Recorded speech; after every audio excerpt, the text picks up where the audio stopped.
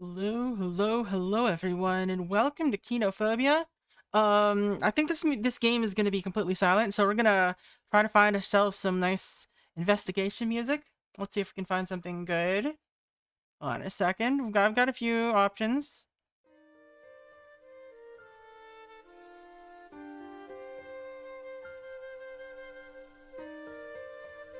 I think I want something a little bit more ominous. Scary investigation music, video games. Hey Spots, how's it going? Let's see. What's Nintendo music that could belong in a horror game? Maybe that. Can you hear this, by the way? Is this...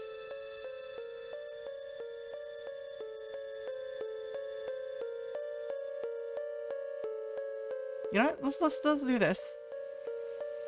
Alright. So we're gonna play a game called Kinophobia. And it is a game where you play in the browser. There's a bunch of things here. There's a map, there's how to play. I guess we'll look at map and how to play first. So there's a map. Let's just do that. And there's a walkthrough. Well, I don't want to walk through. Hold on. There's a how to play. Let's see. So this is a map. It looks incredibly messy. I don't want to try to understand this. Stage 13, stage 11, stage 12. Alright, maybe that'll be useful. This is a postcard. How to play Kinophobia. Oh, okay. Unimportant. So it's a browser game, basically. And it is parser driven. There is gonna be a lot of typing in this game.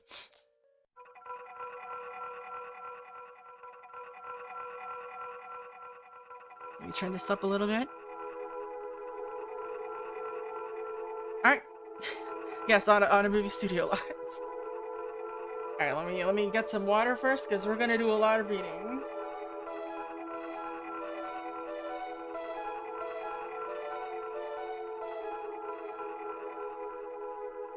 I also have Obsidian open just in case we need it, but who knows, maybe we won't. Also, apparently you need to type in save to save this game, so...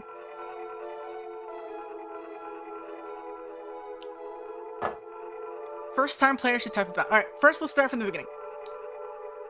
Mic the keyboard for extra ASMR? No. Alright. When you first saw the abandoned studio lot, it was like seeing a pile of meat sitting in the middle of a forest. Oh, thank you for the follow, sad lonely boy. Welcome in. How's it going? A huge, bloody chunk of prime real estate sitting pretty on the corner of Sword Street and Santa Monica Boulevard. Can I make this bigger? Let's make this a little bit bigger. There we go. Now it's properly sized. Somehow, uneaten by a generation's worth of real estate wolves. This is the kind of error in the normal fabric of ordinary life that announces to your untrained eye the presence of something dark. This place has changed hands a half dozen times, and the newest owners, a media concern out of South Korea, have learned what their predecessors have learned. Your structural engineer gets put in the hospital after doing a walkthrough of the buildings. That's what they learned. If you try to bring in a construction crew, you get reports of people bleeding from their eyes. Machinery dies. Contractors ghost you. Literally! And that's when you get a call and a contract. And here you are. Now all that remains is to solve the problem. Kinophobia, an interactive exorcism by Bruno Diaz. First time players should type about. Alright. Well, first, let's read this. Your eyes bleed at noon every day. Same! Same bestie. Alright. Parking lot. The streetlights overhead aren't on. In the dim moonlight, the asphalt blurs into shadows of the buildings around you, making this open space seem oddly claustrophobic. You parked your car just inside the gate. Not like anyone will be bothered that you're in their way. Alright. Streetlights are not on. Dim moonlight. Asphalt blurs into the shadows of the buildings around you, okay? About.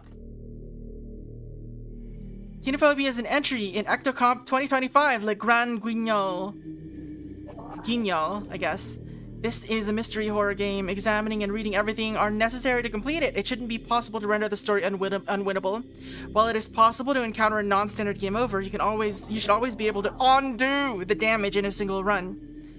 Standard parser for fiction verbs needed to finish here included movement, inventory, examine, take and put, in and on, and at one point say. You can also go to a previously visited room to quickly travel to the map through the map. In addition, this game makes heavy use of consult and about. Okay. As well as some non-standard commands that should be explained in due course. Some additional paratextual commands: save, restore, warnings, credits, score, bug, hint. Okay, well, let's save first. First thing we do is save. Why does it... Name the save file. My save file is... the first. Hey, what's restore look like? Okay, it just shows you which one of them there are. I don't know how they messed this up. What's going on there? Restore failed. Alright. Look.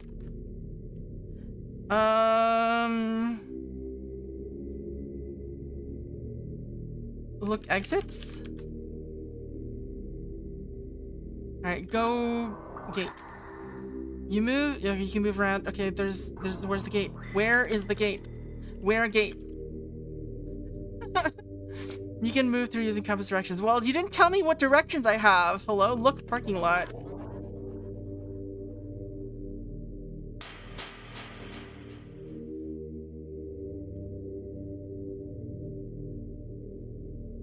Look, parking. Little patches of white paint remain, but nothing else. Look, car. You got this ancient Honda Accord as payment for a job in Louisiana years ago. Terrible gig. Real blood and gut stuff. Awful client. Worst car. You're planning on riding this piece of shit until the wheels come off. Which should be in about a week.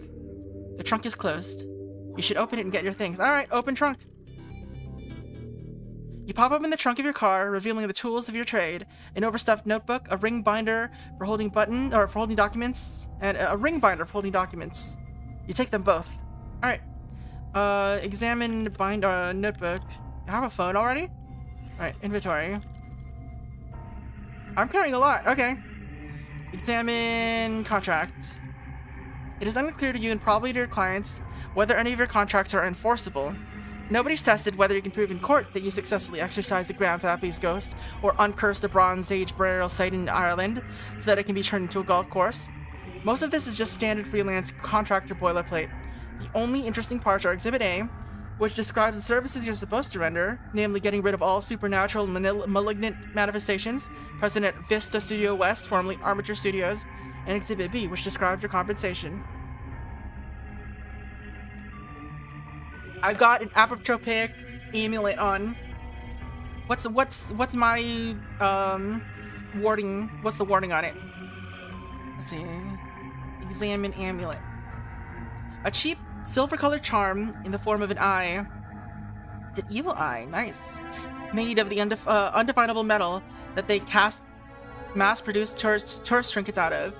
You bought it in Corfu in 2018 because it was the cheapest thing you could find that would work for your purposes. Ever since, you've piled so many protective charms and wards on the stupid thing that it might as well be the Shroud of Turin. You know what? I'm gonna add something to this overlay. There we go. To distract everyone while I'm reading.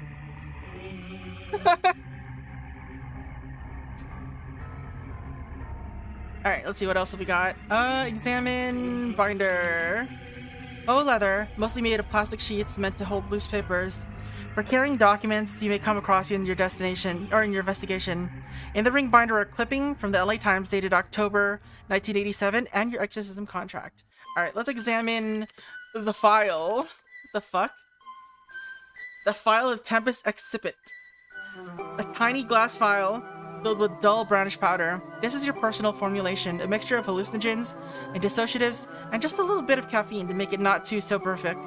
A little bit under your tongue helps open you up to certain psychic influences, briefly. Okay, I'm not gonna eat it yet. Examine your phone. To use the phone, consult the phone about topic. Your notebook has a list of research topics you've already asked about. Examine notebook. Alright. Fancy notebooks are one of your few luxuries. You enjoy ruining them. What kind of notebook is it? Is it like a composition notebook? Like the kind with like the cow pattern on them? This one is well on its way to being a well-worn mess. Gravid with gravid? With documents glued or stapled to its pages and bent from having its spine inverted. At present, it already contains... Okay, so it looks like it's not a spiral notebook. At present, it already contains a lot of critical information on the current case. You can consult the notebook about exorcism, rules, research, conclusions. Alright, let's consult... let's examine LA Times. Gregory Korda, New Hollywood reporter... Brain, please. New Hollywood pioneer, died at 49. Exhibit B, what's this job worth? Are you behind the little spots? We haven't talked about Exhibit B since earlier. Let's see. Los Angeles. Gregory Korda, the American filmmaker known for major motion pictures such as Number 9, Hero of Two Worlds, and Red Banners, has died earlier today at his house in Hollywood. Korda was known as an inventive and versatile filmmaker, equally comfortable during massive war epics and intimate dramas. For the past 15 years, he has quietly become one of Hollywood's most reliable executives, though he'd chafe at being described as one. As the founder of Armature Studios, he has financially backed and executive produced several of the major titles of the last 10 years, including the blockbuster Rewired franchise. Korda is survived only by his wife, the actress and the film producer, Jen Korda. Representatives for Armature Studios and the Korda family have declined to comment on the circumstances of his sudden death. Above the text is a photograph of Korda himself, a heavy-set middle-aged man with big square glasses, a beard, and long hair. The impression is of an aging but unreconstructed hippie. Alright, so I guess, you know what? We've got this, oops, not this. We've got this open, we might as well. Let's make a new folder. This is Kinophobia. And let's give ourselves, do I not have folder notes here? Okay, add, what? Props, what do you mean? What?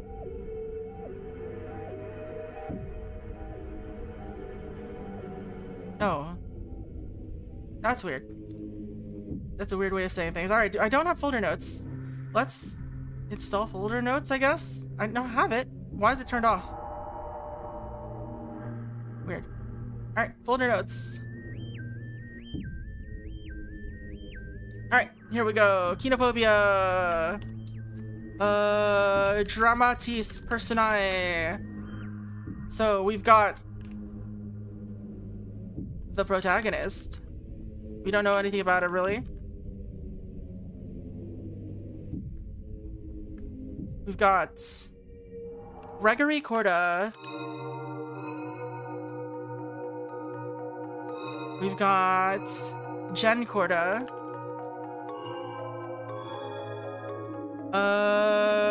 Concepts. We've got let's see, Armature Studios. But we've got anything else? The Korda family, I guess.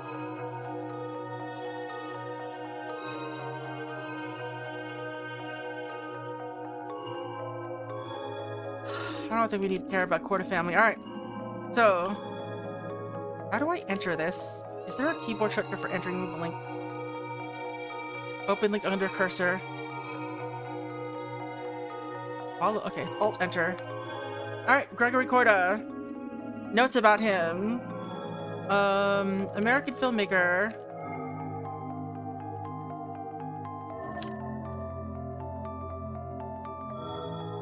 Died at age 49.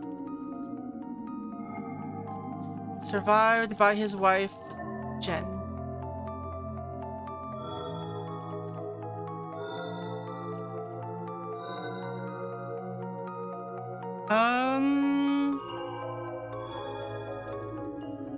I guess we might as well just copy this.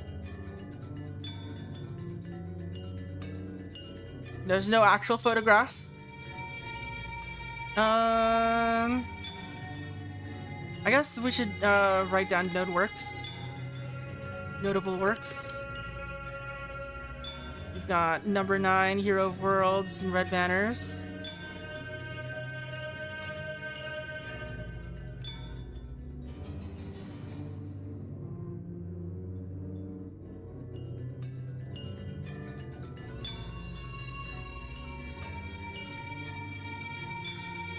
Founded Armature Studios. So let's do okay. Notable works in here. I don't know if this will come up, but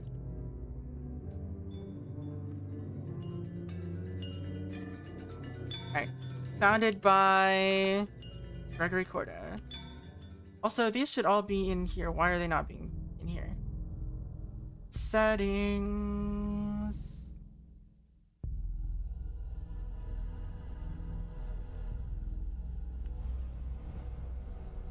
Let's see. Default location, new notes, same folder as current file. Alright. Anything else we know about here?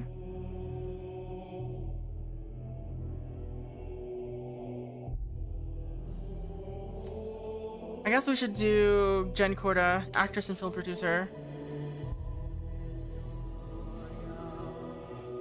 And film producer. Wife of Gregory Korda. Alright. Let's see, what else have we got here? Consult, notebook. Let's see. Examine notebook again. So, consult notebook about research. Your research assistant, Ari, is back at the office ready to look up people or things for you. You should reach out.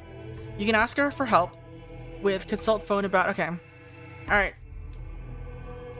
Well, let's not do any of this right now.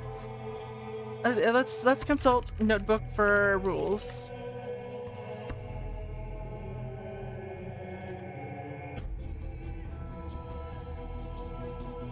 Let's see. First, okay, your research about the haunting at Armature Studios has revealed a few facts about how you know to be true. All right, Armature Studios.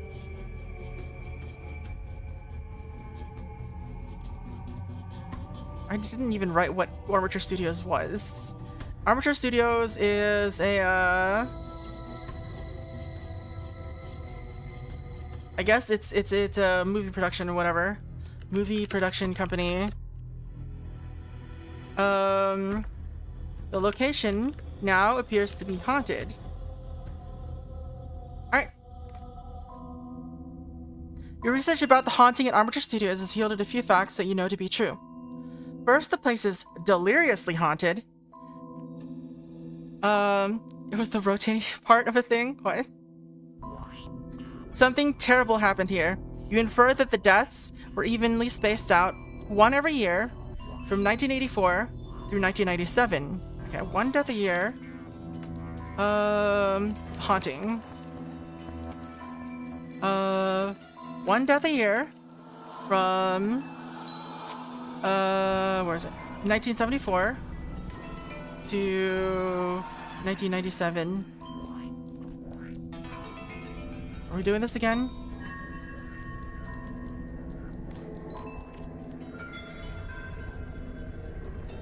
Sure, why not? Nah. We could just search for them if needed. An abnormal situation unlike any haunting you've encountered. Sacrifice a ritual of sacrifice to the film gods. Wait, ritual a sacrifice? You can infer that every ghost An abnormal situation unlike any haunting you've encountered. You can infer that every ghost is someone who had a business relationship, a contract of some kind, with Armature Studios. They all must have died within a year of their involvement with the studios. All the ghosts had some sort of business contract with the studio. All within 1 year of their involvement. Alright. The curse that afflicted the studio is more like a turbulent misfortune than a singular force. The ghosts may have died in accidents, seemingly unrelated murders, or even from illness. They might have died right here on the studio lot or halfway across the world, but their souls are all bound here by some dark force. Alright. Can I? Yes, I can. Good. Alright. All the ghosts, the deaths can occur at any location by any means, but all the ghosts end up tied back to the original location of the studio.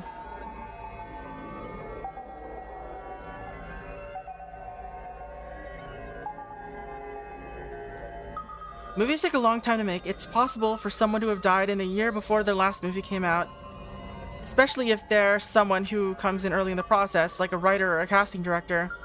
Similarly, some may have died up to a year after their final film came out. Not all ghosts are above-the-line names either. The curse seems to have affected production crews and other unglamorous roles. You might have to dig deeper to find the death dates on people who aren't famous. Some may even be connected to studios in other ways, such as agents, lawyers, and other professionals involved in developing movies who aren't credited on movies. Alright. Not all of the deaths are notable figures. Not all of the deaths will be credited in films. Alright. Why is that under rules? Why? Are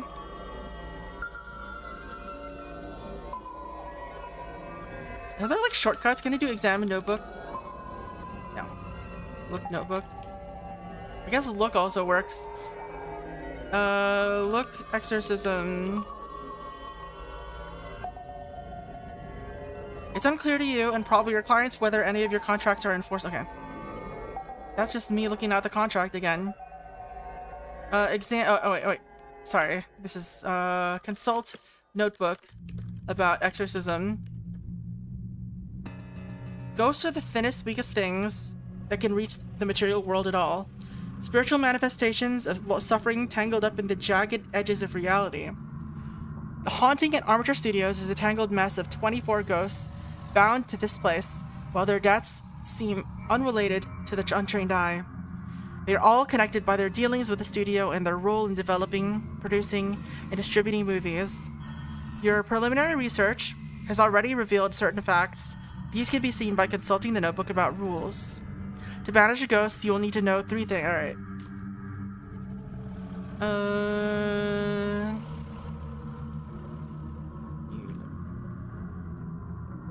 Exorcism. Alright. Banishing a ghost. I mean, I could probably look at this at any time, but I feel like... Let's see. To banish a ghost, you must know 3 things.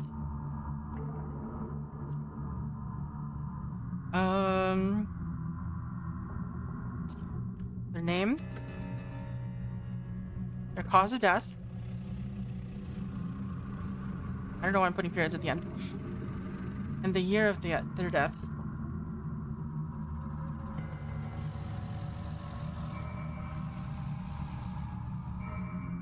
Easier said than done. Many a would-be exorcist has had their career cut short by speaking the wrong name or making the wrong assumption. You will only actually banish ghosts when you're certain that you're right about them. You must use your notebook to keep track of your current conclusions. You can consult the notebook about conclusions to review them. To conjecture about a ghost's death year. Alright, let's write this down.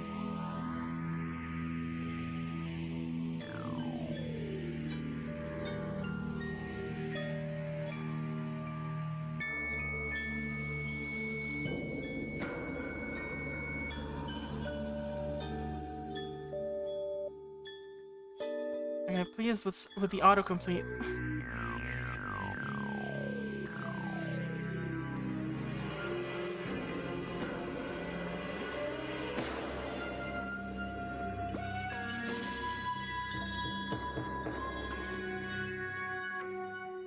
Stop auto-completing! Alright. Suspect name died in year. Conjecture. Okay, so these are just basically creating conjectures, okay? Causes of death.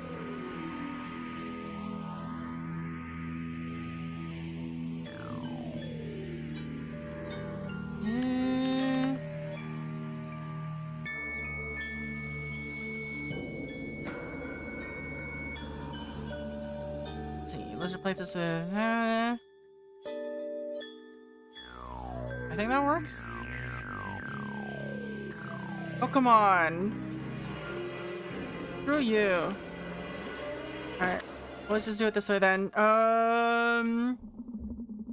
What is it? Let's see.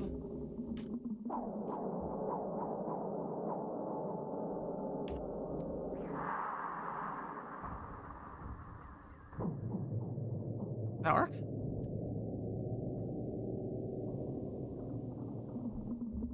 Alright. Shoot! That was a bad example. No! Fine. We'll just do it this way.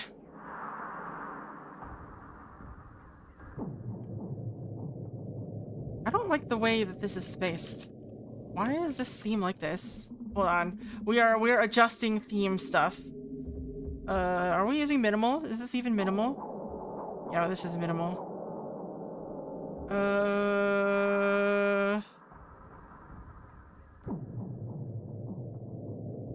Adam? Can I change the way that looks?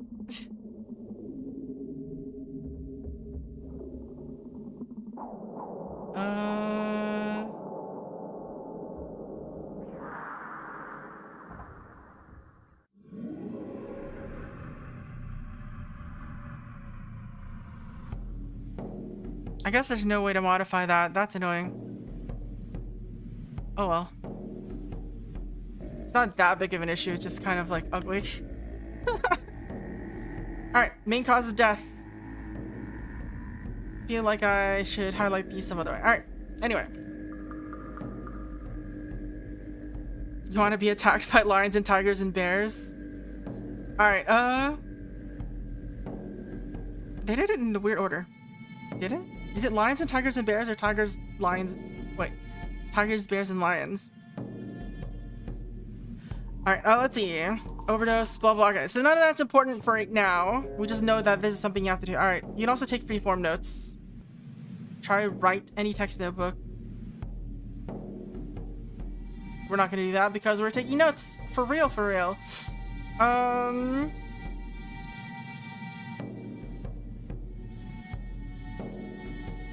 so where are we? Look. Look gate.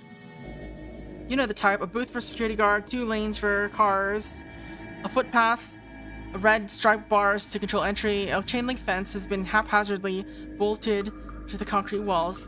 However, this is not an off-visit place anymore. Above the booth, a steel arch still holds aloft the lettering Armature Studios. Well, it reads that way from the other side. From your perspective, it's backwards. Go to gate. You're already in the parking lot. Okay. Go to building.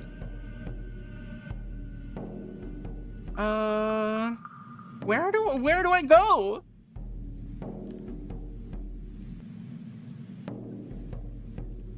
Close trunk.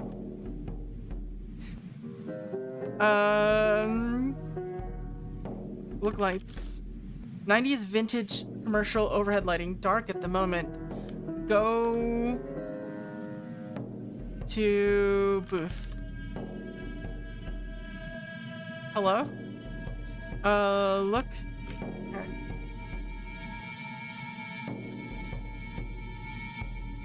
Look, arch.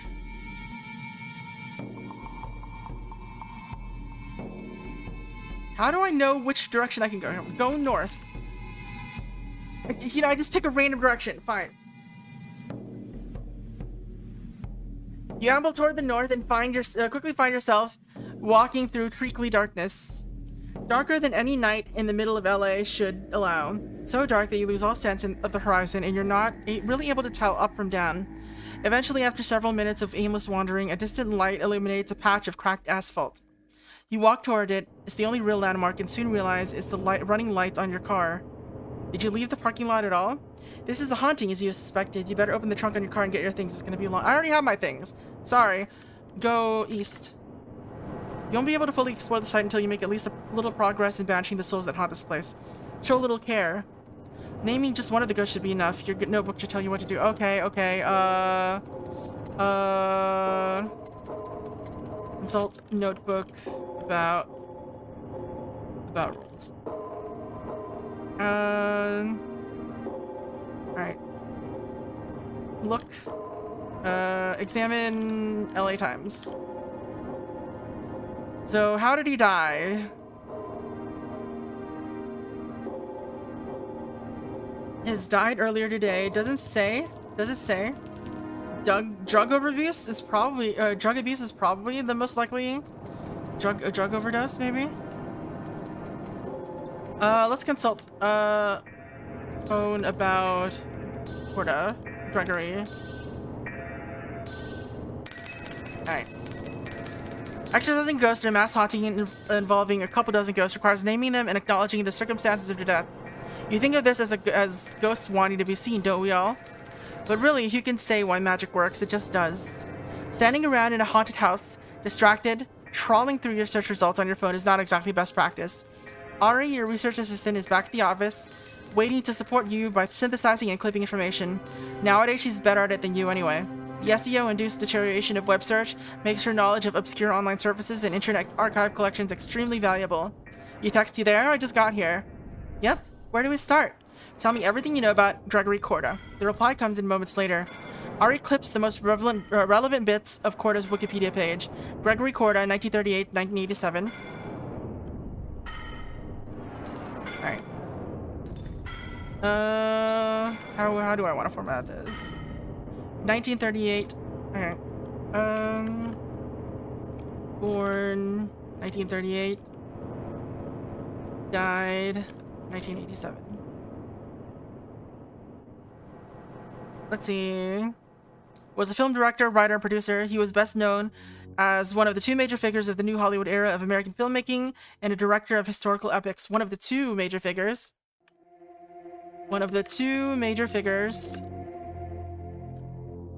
of the new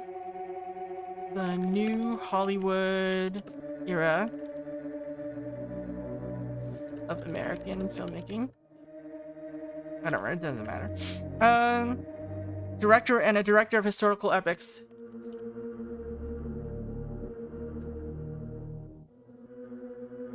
Alright, Sherman, Hero of Two Worlds, that's new. Sherman. Hero of Two Worlds and Red Banners form a loose trilogy of historic war films that are known as the spine of Corda's life's work, but his filmography extends beyond that to the musical, horror, and even Western genres. She also finds an archive newspaper article about him from late in 1987. It doesn't have a lot of salient detail, but it makes clear that Corda's death was a suicide. From suicide. Alright.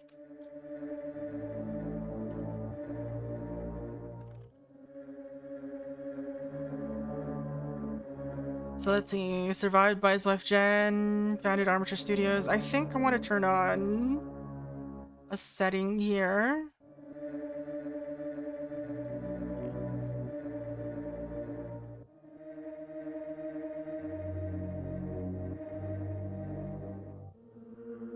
Alright. So let's see.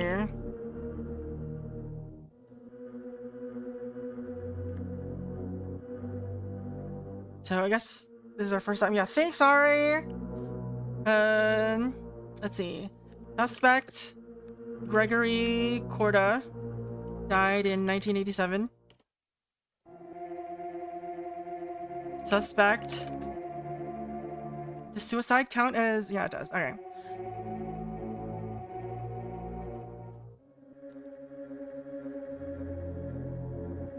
One ghost out of a couple dozen. It's a start. You close your eyes and speak Gregory Corda's name, willing him to depart. You feel something loosen in the air. Suddenly lights. Your eyes sting and you flinch. Street lamps overhead blink on. Bright sodium light pouring into the studio lot.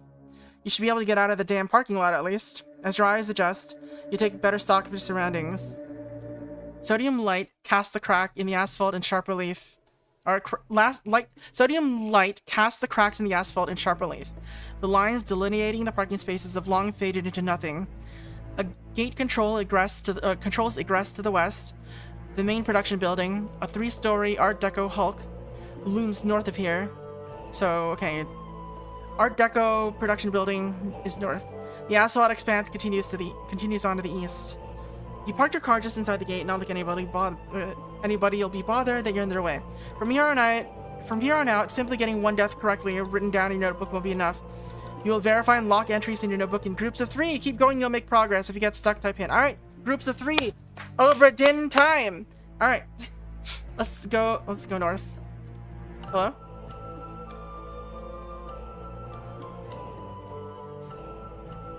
Let's see. A semicircle. Can I clear the screen?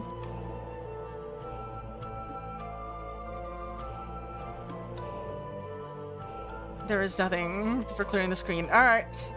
Go north. Production pit. A wide open space. Did I actually already go? No. Go back south. Go back south. Alright. Let's see. A semicircular space in the LA Art Deco idiom. The building continues to the north, exit is to the south. In the center of the space stands what would have been the reception desk, a tall C-shaped counter facing the door. Your phone buzzes in your pocket, a text from Ari. How's it going? Making progress? You good to work late? Already told you I was. Oh, we got okay. We didn't get that text last time. Alright. And okay, go north. Okay, we got a different description than previously. A wide open space in the daytime, it would be lit from above by a clerestory. There's still some shreds of ancient carpet glued to the concrete floor, and from the scuff marks and indents, you can tell this used to be an open plan office, probably for low-level support staff. The reception is back to the south. On the far end of the room, staircases lead up to a mezzanine level. A metal door leads under the stairs to the north. Most of the office furniture is gone except for a large, framed corkboard still bolted to the wall.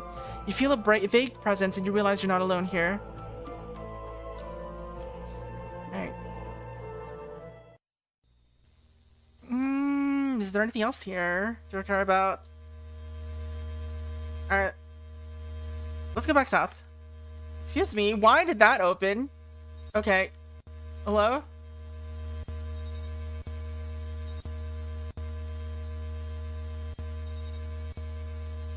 Literally just pressed S. Extensions, Vimium. Exclude them on this page. Save changes. Save first. Production pit. The second.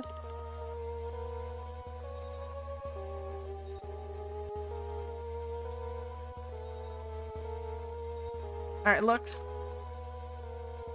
Alright. On the far end of the room, staircases lead up to the mezzanine level. Alright, let's go back south. In the center of the space stands what would have been the look desk. The kind of tall desk meant to be used with a raised stool, so that receptionists can sit comfortably. The receptionist can sit and comfortably talk to people standing. It's scuffed and dented in lieu of drawers. Oh, hello Sharky, how's it going? Welcome in, Raiders. How's Cry of Fear? We're playing a typey game today, so we have some distractions like music and a spinning star above my head. But welcome in, Raiders. I normally play, I don't know, mystery type games, puzzle games, scary games. Starting Saturday probably, where I'm gonna start binging Hyrule Warriors Age of Imprisonment, most likely. It kept crashing, rip.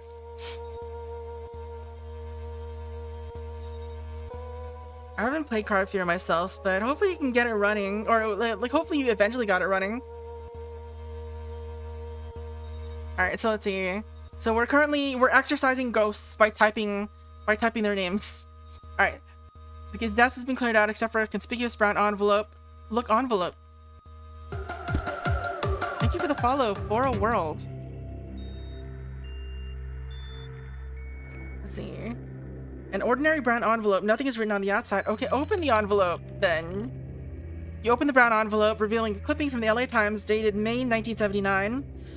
An undated clipping from the Santa Cruz Bee and a letter dated July 2005. Okay. Look. Alright, well, let's take that all. LA Times, May 1979. You pick up the document and read it. Let's see. Bizarre death at Armature Studios. Alright, let's start writing notes about these, I guess.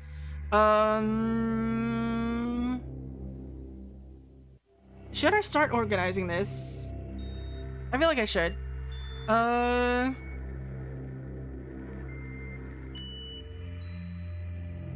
You know,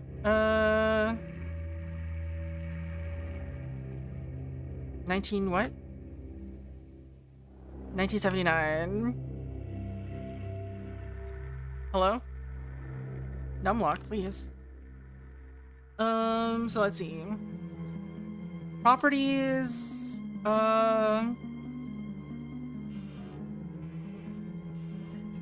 article in New York Times. New York Times, LA Times. Will this help me? Will I be able to see things like this?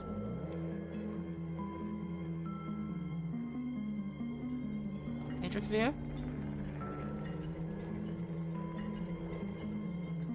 Alright. Part of? Guess that works.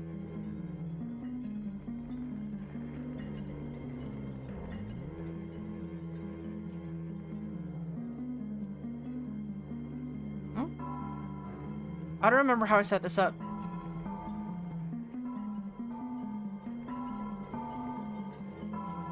Let's see, was it breadcrumbs?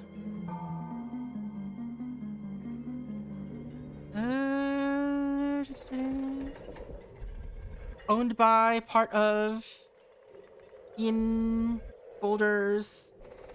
I guess folders is probably best.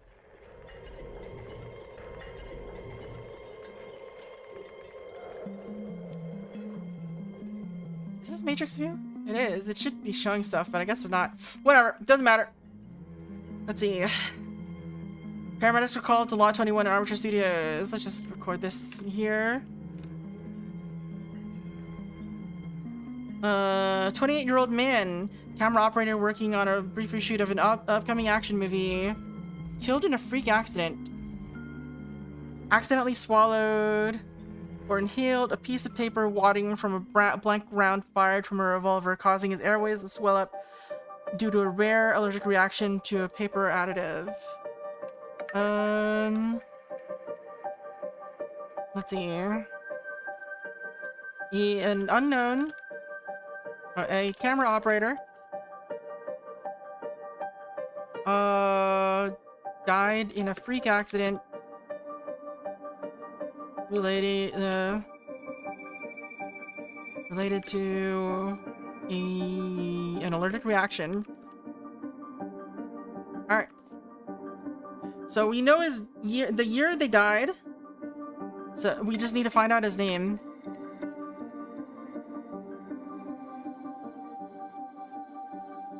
Let's see. Let's look at the other sheets, I guess. Take Santa Cruz B. Alright. Alvaro Ramirez. Local football star. So I guess that's his name, probably. Sound engineer, alright.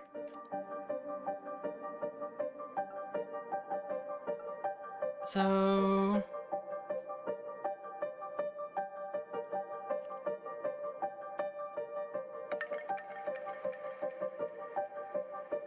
oh, that's not what I wanted.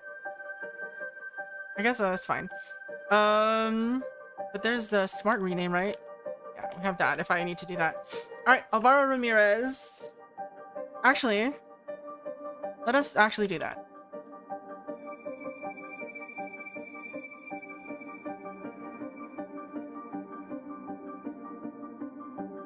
All right. And so this is... That's not what I wanted. New note. Santa Cruz B. We don't have a date on it.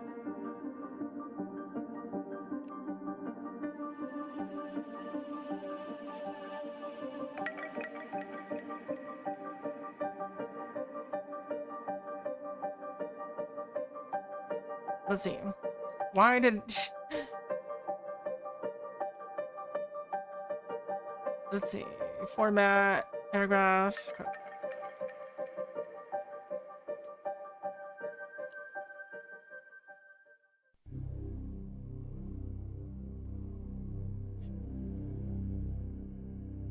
He survived by his parents, blah, blah, blah.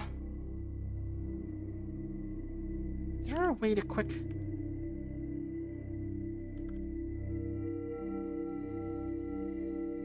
Add internal link?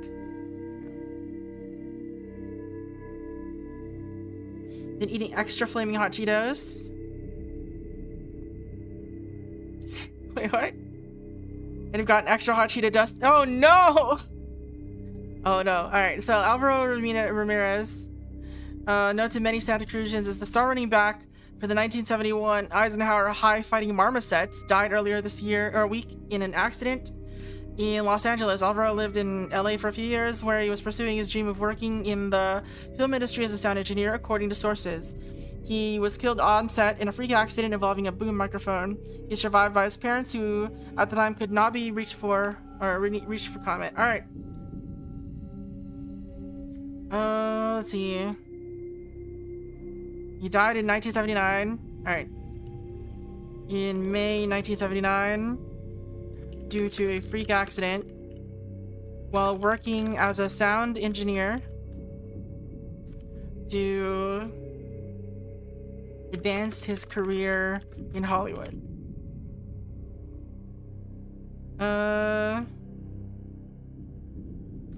Mention.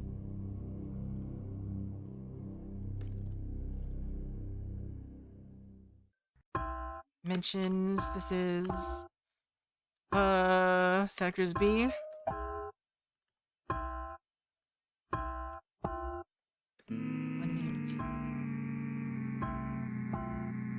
Anything else of importance to him?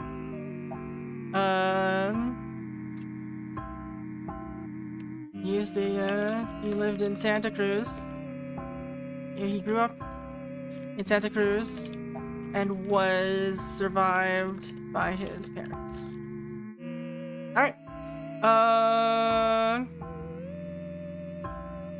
What was the command again? Okay. Alvaro died in 1979.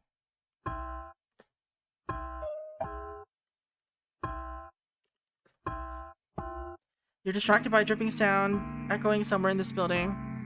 Died of accident. Alright, so we need to find 3 names each time now, though, before they lock in. Alright. What was the last thing we had? Take letter. You pick up the document and read it.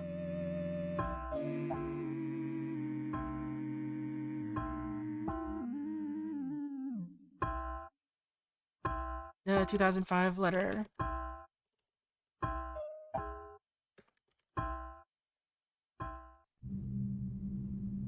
Alright, handwritten note.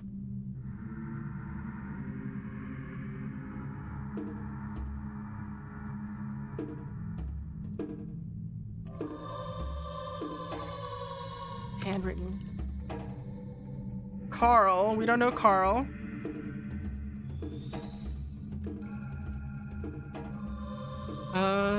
I crawl through your microfiche. Yours, Jay.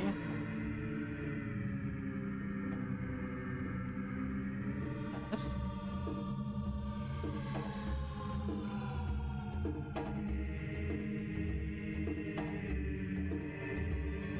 Alright. I crawled through the microfiche. How do you say that? Microfiche? And found these two articles. I've included them together. Another odd parallel for the pile of perfectly normal coincidences is my suggestion to you is to find a buyer and sell the place at a loss if you have to. I'm happy to keep digging, but this isn't leading anywhere normal. Yours, Jay. The death stopped in 97, I think, so we don't have to worry too much about that, but these are important people, I guess. Alright, look around. What else have we got? Look, desk. Anything else? We already took the envelope.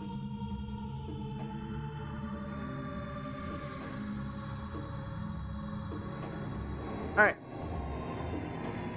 In lieu of drawers, just one long shelf. Is there another shelf? Or anything else on the shelf? Nothing. Alright. So, go north. A wide open space in the daytime. Okay. What's a Clara story? Look. Clara's story. Okay. You don't need to use this word. There still needs to be, there's some shreds of ancient cardboard glued to the concrete floor, and from the scuff marks and indents you can tell. Okay. Most of the office furniture is done. Okay, look, corkboard. This must have been used as an office-wide messaging board back in the day.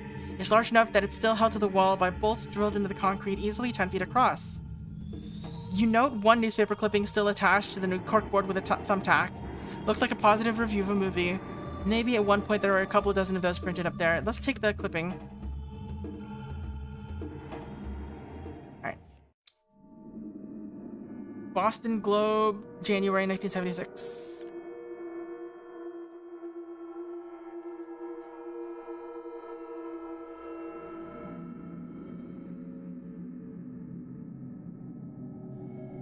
Positive review.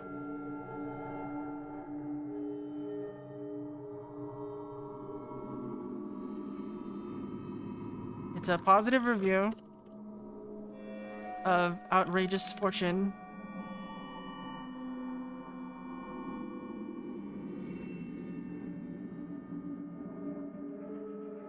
Director David Flynn. Internal link.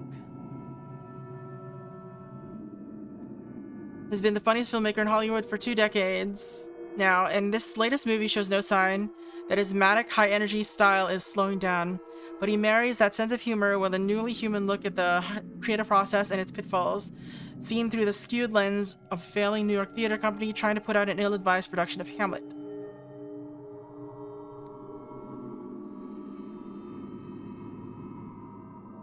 Below a few more paragraphs of praise, it shows that the movie opens in theaters nationwide on Thursday, January 8th, 1976.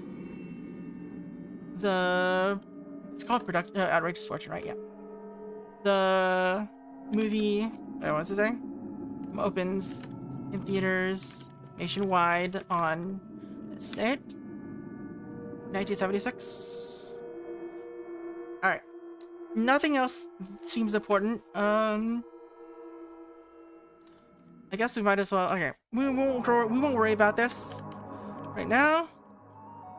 We'll just have it here. All right. Anything else?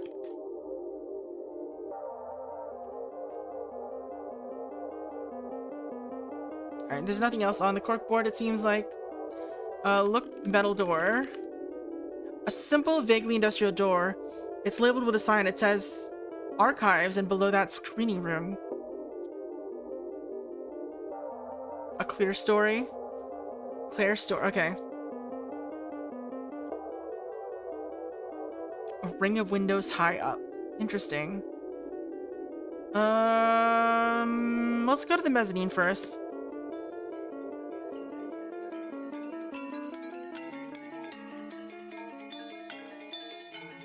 Go. And look, staircase. Look, stairs. Look, mezzanine. Go to mezzanine. What do you mean? Go far end of room.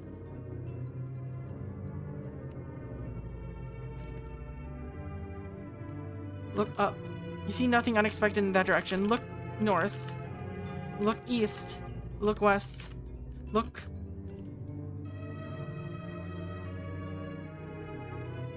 Look rune.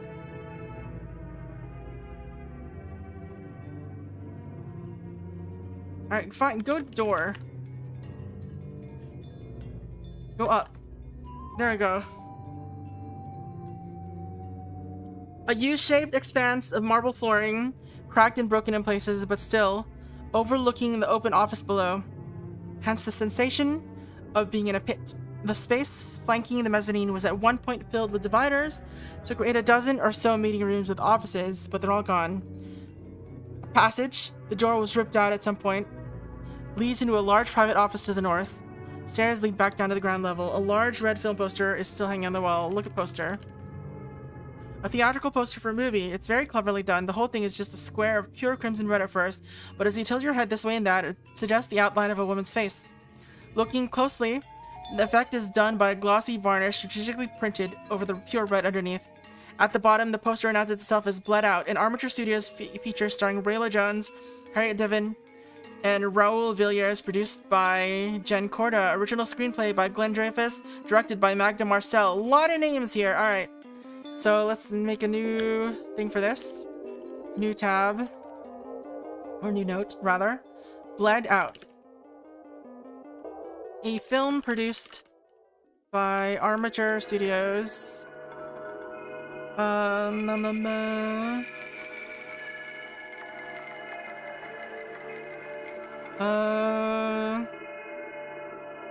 And produced by Jen Corda.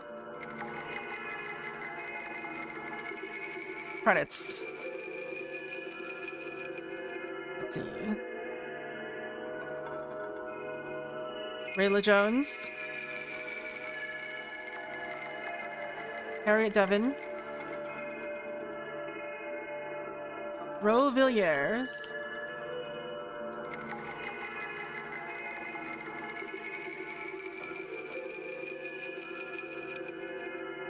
Screenplay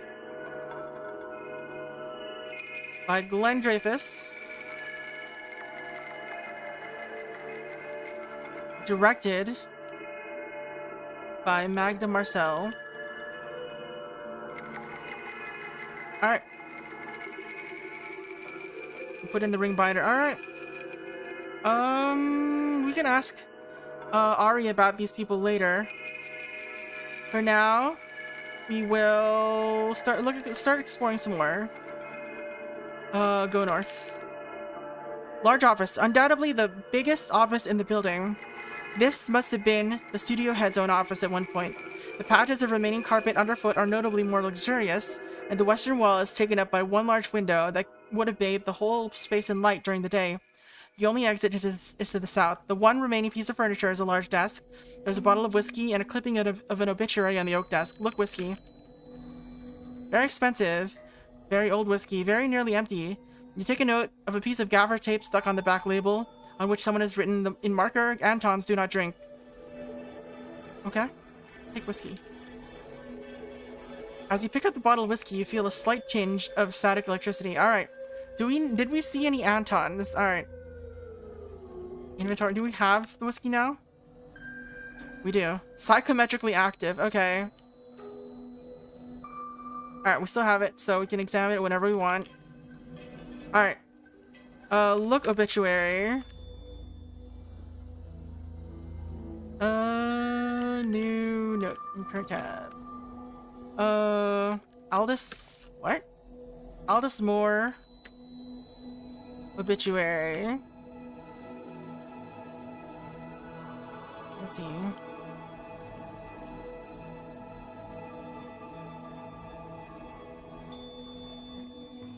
Aldous Moore. A writer of horror, it said? Hollywood thrillers. Died in his home.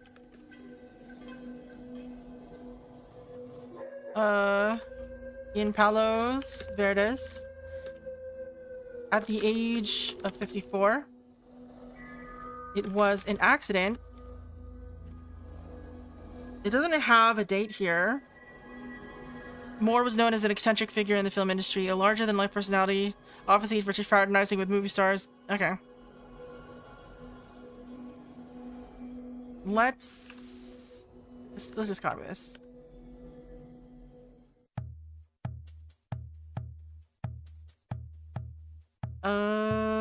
Internal link. Let's... Oops. Hello? That's weird. That's not supposed to do that. Why are you doing this? Did it shift? Okay, what was this?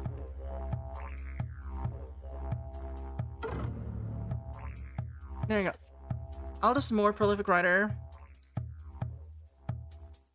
Unannounced. Alright. In spite of muted reception to his most recent film, Labyrinth of Flesh, Moore was still regarded as a hitmaker who penned the original scripts for Straight Razor, Doghouse, and Annette. Moore survived by his wife, Jessica. Alright, let's do this. Let's see. I guess we might as well copy this down.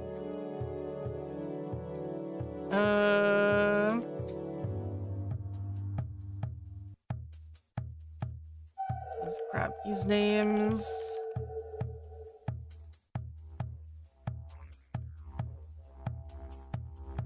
Notable works.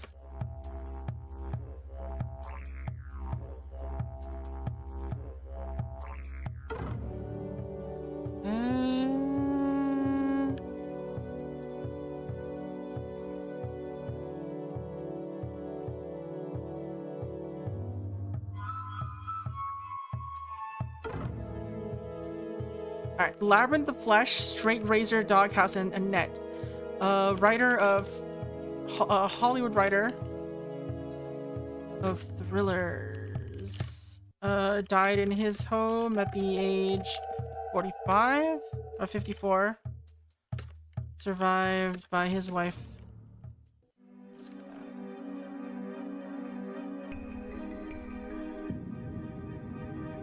Alright.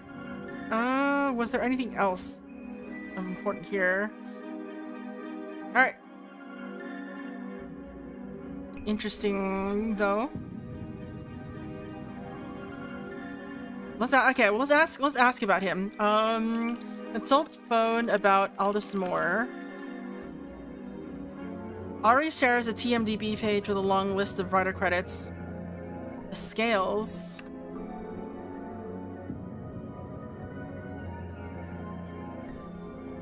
More so also has an extensive Wikipedia page, the kind that is both a scandal section and a controversy section. Even more so than a big name writer, he was a larger-than-life, aloha shirt-wearing, hard-drinking party animal. His Wikipedia page photos of him in cuffs after being arrested for assaulting someone at a Lynn Minel seminar. His bio says that he died in 1992.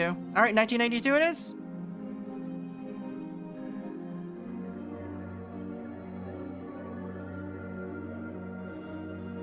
Appearance.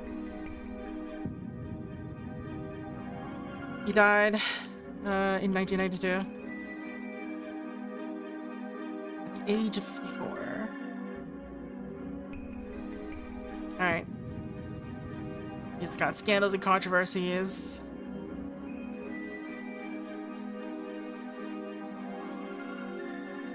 He is subject to multiple scandals and controversies. Alright. I guess let's type in his name. Suspect Aldous Moore. Well, we don't know what he died of, actually. I know that's an accident. Suspect Aldous Moore died in 1982. Suspect. Oops. Suspect Aldous Moore died of accident. This might be wrong later, but alright. There's a dripping sound somewhere in this building. A scream breaks into the relative silence of the night. It sounds like it came from the street. Look window. Sort of industrial. Look outside the window. but is decorated with a tasteful Art Deco arch on the outside. Alright, let's see. Go south. Go down. A bright red car has... What? Wait, what? Why? Wait, why am I in the... Why am I on a highway? What do you mean? I was literally just on... In an office? What do you mean? What? A bend in the road. The sun setting over the Pacific casts everything in orange and red. The black top feels hot under your feet. I'm having a vision, I guess. Even through your shoes, as if you've been baking in a possibly hot sun all day. The mountain ridge rises to the north. The road barrier, or what remains of it, keeps you from going south and falling down the cliffs into the sea. A bright red car has crashed through the barrier and smeared itself into the rocks down below. Where am I? We're in the mezzanine again. Okay.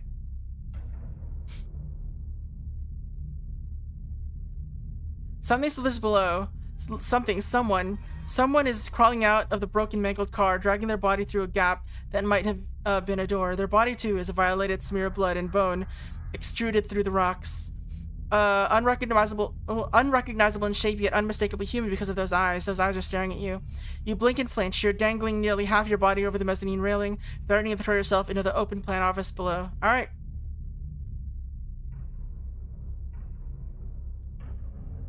We're gonna record this. This could be important. Let's see. Crimson Hallway Vision. Or Crimson Highway Vision, rather.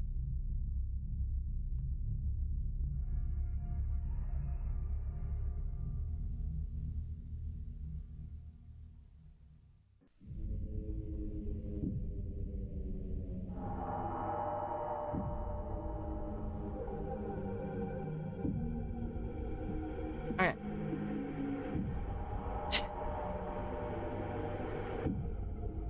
So we're back here. Go down. Go, change in the wind picks up loose dust inside the building and suddenly you sneeze. Go door. Alright, go west. Does it say where the door is? Oh, north. Basement landing, a cramped concrete landing. Dim light filters in from outside through a squat window high up in the wall. The space is otherwise unnervingly featureless. Walls painted institutional white. Stairs lead down to a basement level. A metal door leads back to the south, back south to the offices. A black flight case has been left behind on the stairwell. All right. Look light or look window. A frosted pane of glass letting in dim light from outside. Ari messages you again. You know, I sometimes wonder what it's like doing urbex in a haunted place. Sometimes you walk into a room and the ghosts make you see the faces of everyone you ever loved, except their eye holes are just gouts of blood. So not cool then? Not cool, no. Okay. Take flight case. Open flight case. Look flight case. Used for storing and transporting equipment. A plywood box on casters with reinforced metal edges. It is closed. Open flight case. You open the flight case, revealing a shotgun microphone. A shrill cry from outside. Could be a baby, could be a cat. Gone as soon as your head turns. Take microphone. As you pick up the shotgun microphone, you feel a slight tingle of static electricity. Alright. So the microphone and the whiskey are psychometrically active. Good to know.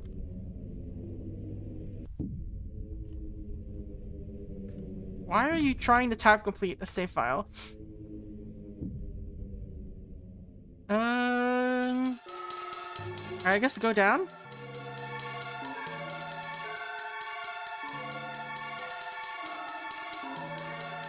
You take a tentative look down the stairs and see the darkness clinging to the concrete like mold. This place is still a little too haunted to be going into the bowels of the earth. You need more names, then you'll be able to move about freely. A scream, okay. Go up, or go south. Dripping sound echoing. Listen echoes, or listen dripping. Let's see. Alright. So we have a list of names from earlier.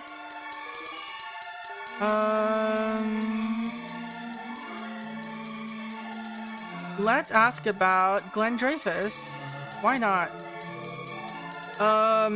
Consult. Can we just use ask? Ask phone about Glenn Dreyfus. Was it 2 ends? It was 2 ends, right? Yeah. Glenn Dreyfus is a movie writer with a long TMDb page. Notably, he's credited as the writer on several Magna Marcel films, including The Job, Louisiana Monster, and Blood Out. After that, he goes quiet for a long time. His only credit for 10 years is based on original characters by in Blood Out 2, but he returns to movies in 2004, after which he continues to churn out scripts for slasher movies. It looks like he's still working today. So he's not an important part. He didn't die. Alright,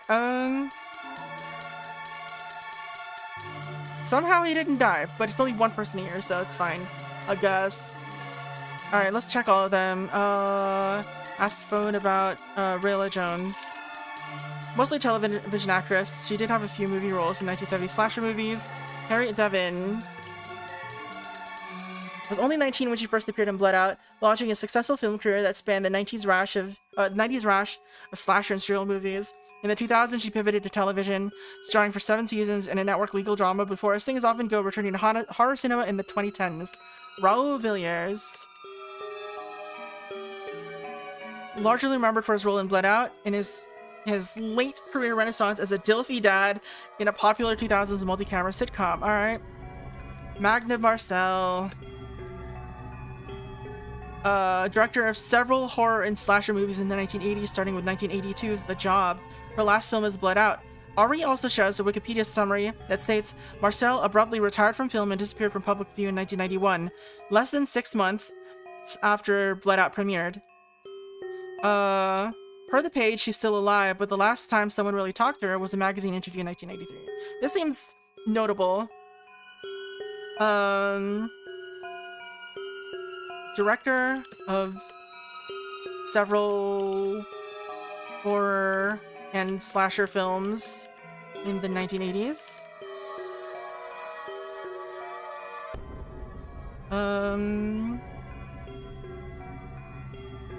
She abruptly retired from film and disappeared from public view in 1991. The last time anyone has, although she's apparently still alive, the last time anyone ever spoke to her, was in 1993. Alright. I guess we might as well record her notable works. Notable works. The Job. 1980... what? 1982? Blood Out. 1990. Alright. Anything else?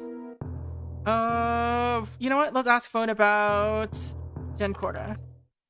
Jen Corda, born Jennifer Lagos.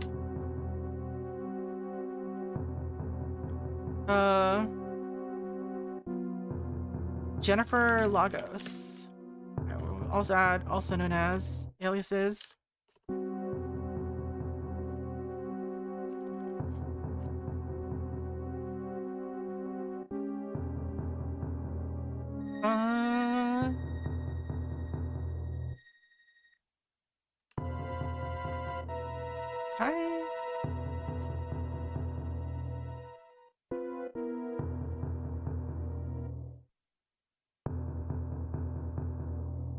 There should be a thing here.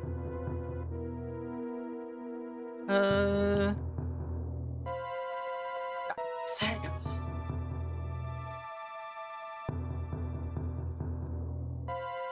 Let's move here.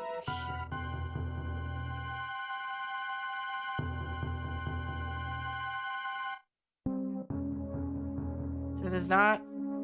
I don't think we were gonna need this. This might be not particularly useful.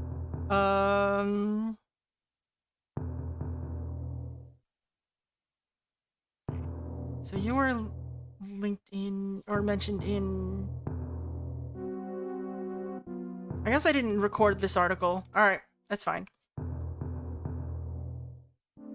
Let's see. After starring in Gregory Corda's early western, The Ballad of Jenny Lind, she began a relationship with the director. The two would be married in 1966 and began a 30-year partnership. Jen Corda featured in several subsequent films, including Sherman, Before choosing to become a film producer, she was the producer of most of Greg Corda's subsequent films and was heavily involved in the operations of Corda's production company, Armature Studios. Jen is credited as a producer or executive producer on several Armature hits of the 1980s, such as Quantico and Double Action. After Corda's death, she ran Armature for another 10 years, until her own death in 1997. Alright. So, this is Jen. Oops.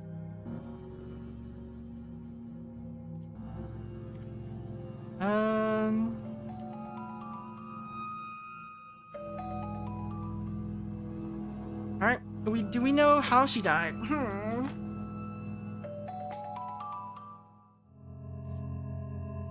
There was... Wait, hold on a second.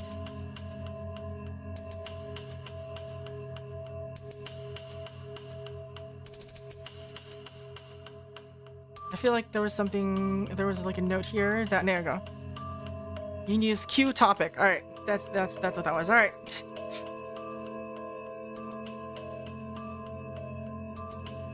So nothing of particular note here.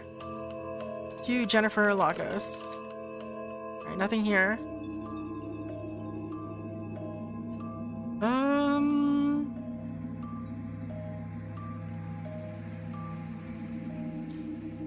Notable works. The Ballad of Jenny Lynn. Actress. Sherman. Actress. Quantico, Double Action.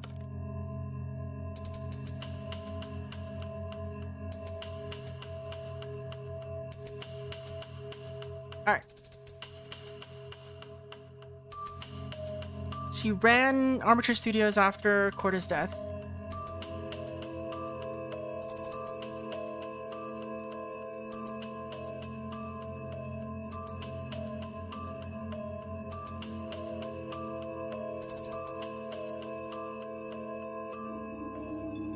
Until she died 10 years later.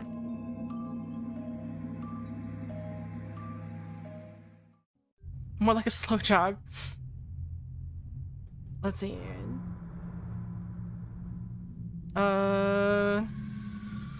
She married Corda in 1966 and began a 30-year partnership.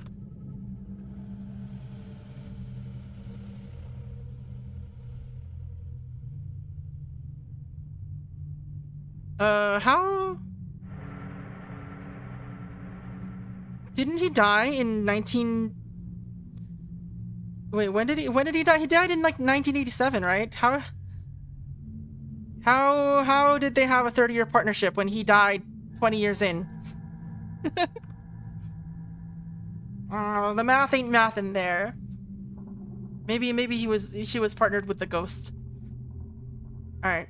Where am I? I guess there's nothing else to look at really here.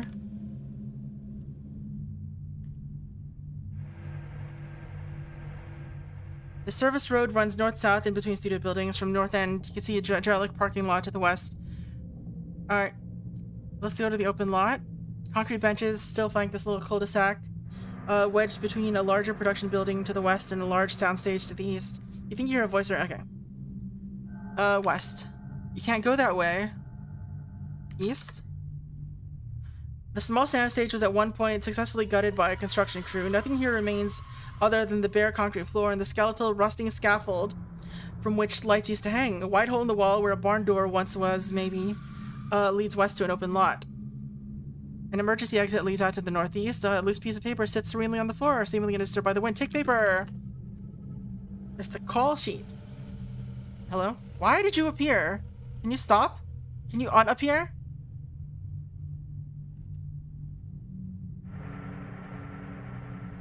Typewritten call sheet for the movie Quantico, dated to August of 1974. Quantico call sheet.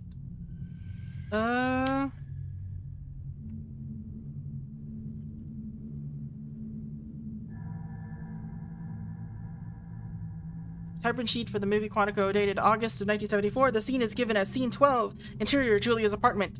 The page is torn in half, but you can make out the names of the top-billed actor Marcella Myers and one other actor, Annie Serpico. Alright,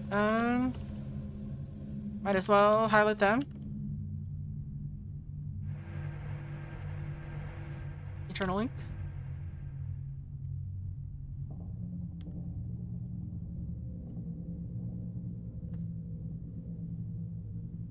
Annie seems familiar. Is that a name that we looked up before? Anyway, let's question Marcella Myers. There's something interesting. Ari doesn't bother with her TMDB page and instead sends you a clipping section of her Wikipedia page entirely dedicated to her untimely death. Alright! Well, died in 1978 in a car crash on the Pacific Highway. Pacific Coast Highway. Merely weeks before the release of her final film. Just some weeks before the release of her final film, Cathedral of Mirrors.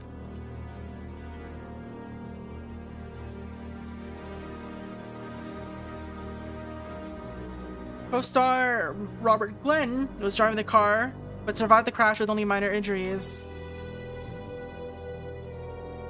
Co-star Robert Glenn was driving, but survived with only minor injuries.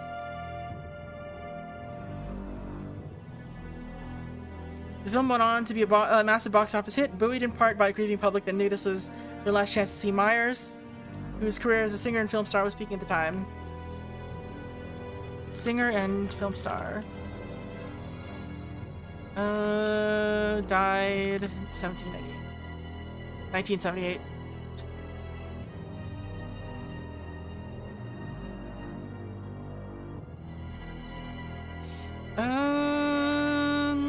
Alright, so well that's one name suspect. Marcella Myers died in 1978. Died of car crash.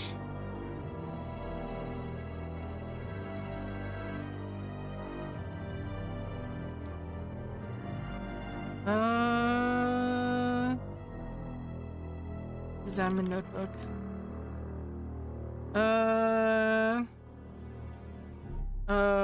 Ask notebook about conclusions.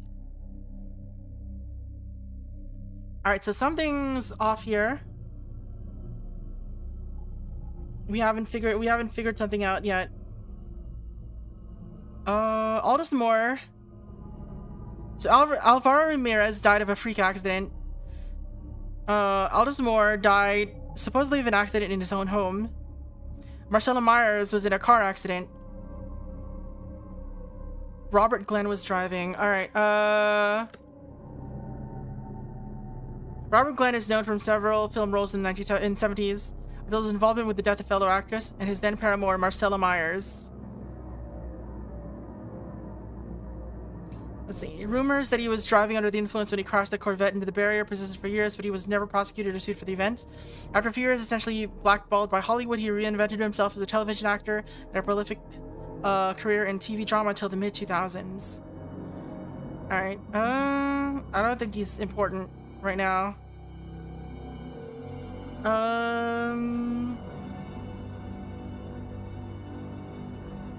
Did we ask her about Aldous Moore? No, you did. He's not yeah. Ari tells you the top hit for his name is a hairdresser in Nacogdoches. The person you're looking for is probably not that. Alright, so he probably did die in an accident.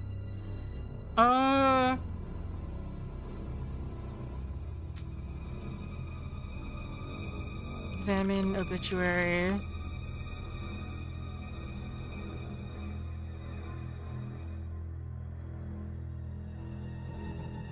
It says he died of an accident in Palos Verdes. Alright.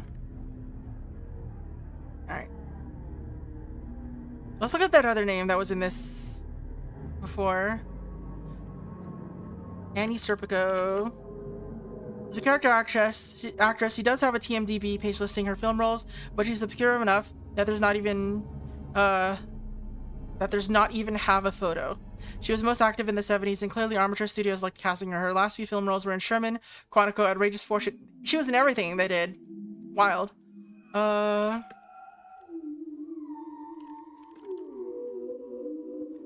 Cathedral of Mirrors.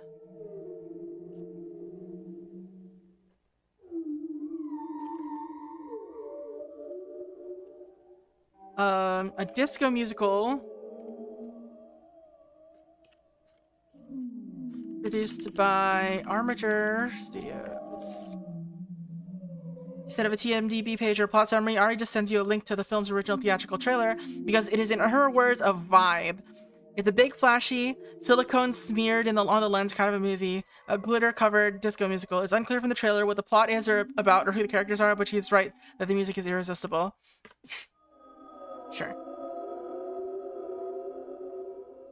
I don't think that's important. Cue Outrageous Fortune. It's a Hamlet. 1976 studio comedy famous for its dual structure. It's both a send-up of Hamlet and a movie about a shambolic community theater production of Hamlet. The movie remains a theater kid rite of passage and a shibboleth to this day. You'd watch it?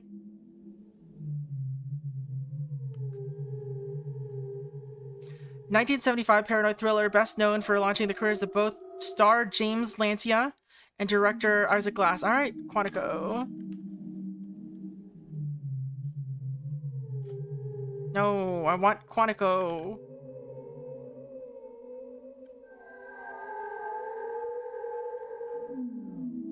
Alright. A 1975 paranoid thriller that launched the careers of James Lancia and director Isaac Glass. Two names that we will need to look up now.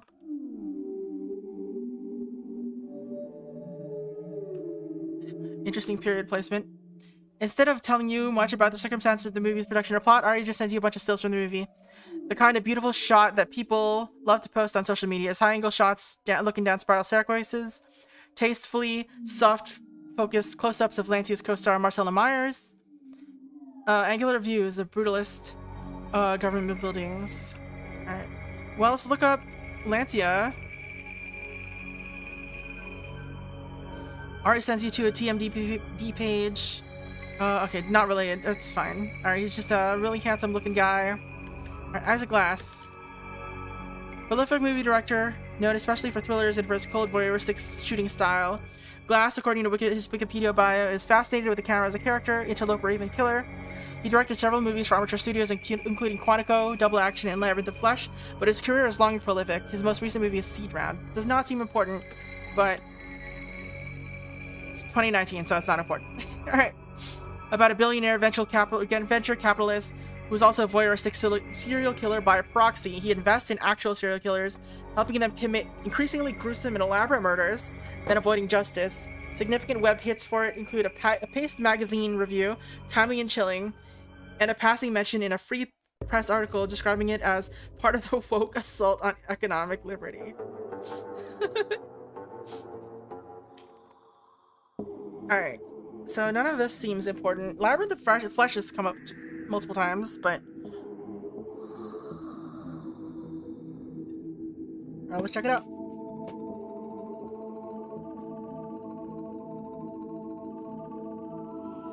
...1989 erotic thriller set in the seedy underbelly of San Francisco. What a concept.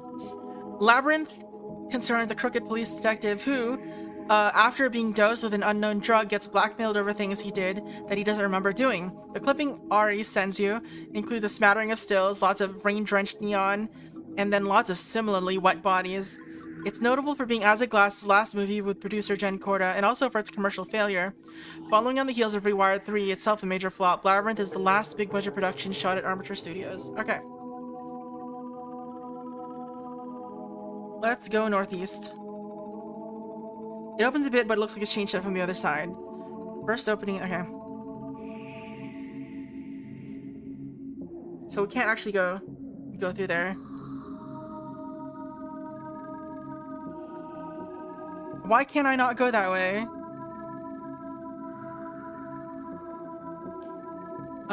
Go east. You glance toward the open lane to the east, and what you see is a pool of dripping shadows. Before this place, okay. Go west. Go west. Oh, go north.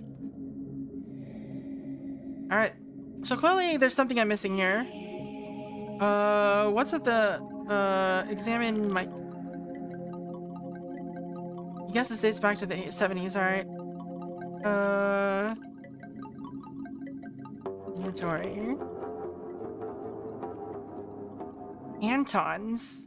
Do we know any Antons?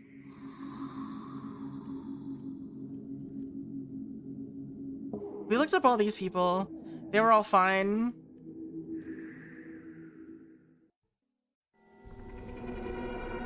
Oh! Camera operator and Sandman were two different people, probably. Alright, look. B.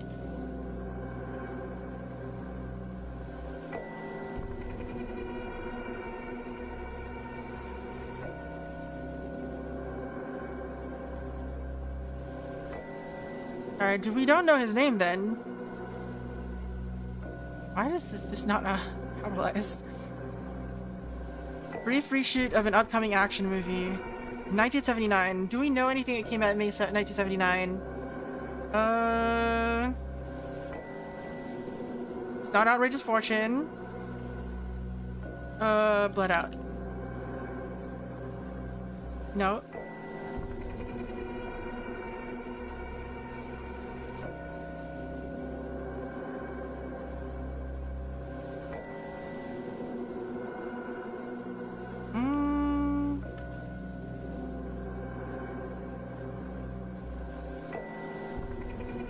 Blank round fired from a revolver.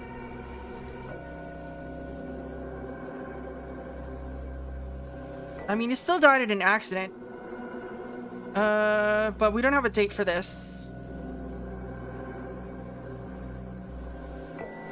Involving a boom mic.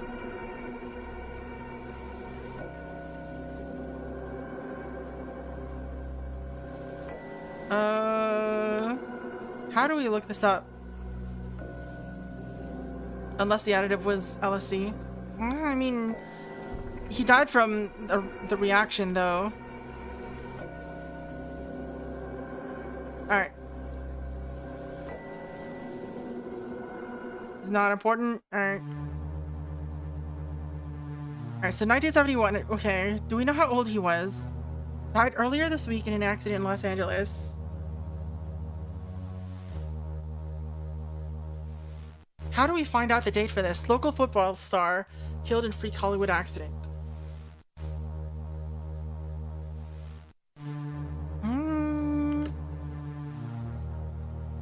We did try this before, right? Yeah.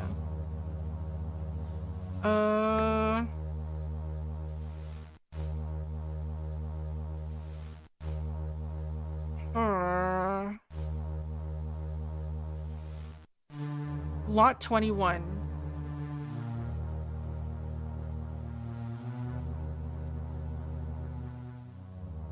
Alright.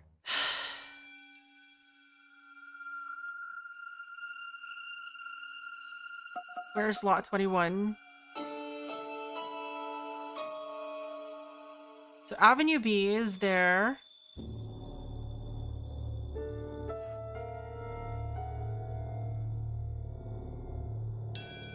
So this is where we're at currently.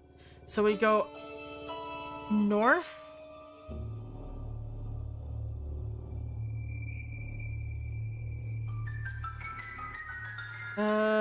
So south, east, north. It turns to the corner. You can see the broken and boarded up windows of the main office to the west here. There's also a gate to the north and an empty lot to the northwest. Northwest. There we go. Lot 21.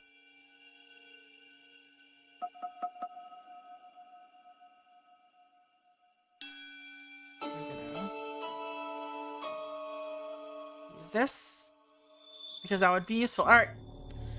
This open lot sits nestled in the northwest corner of the studio's tall walls. It's just an open concrete space, big enough to build outdoor sets or to hold production trailers.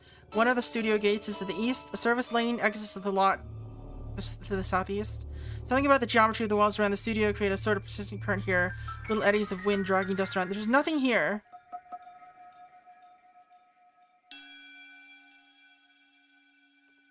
Oh wait, why is this here?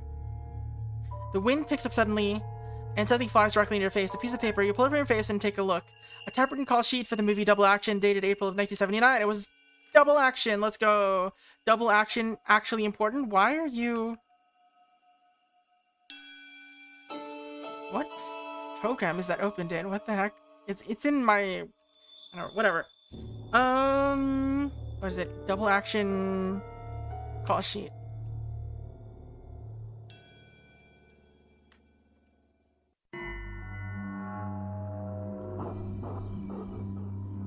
Scene is given as scene 23. Exterior docks reshoot. The only listed actor is Trent Green alongside a skeleton crew of Johan Lott, camera operator Dan Galindis. Let's go. Suspect. Alright, well.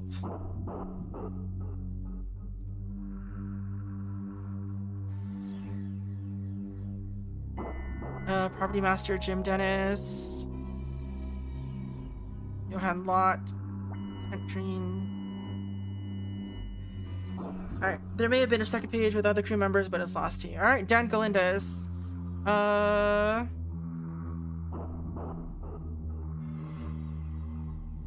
Camera operator for... Double Action.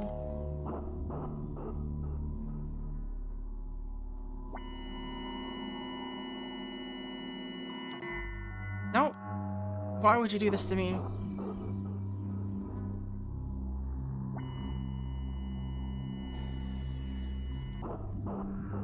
Dan Galindis. Alright. There you go. Suspect Dan Galindis. Died in 1979.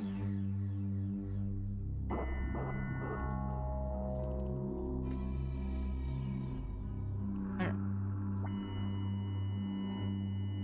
Erase Alvaro Ramirez.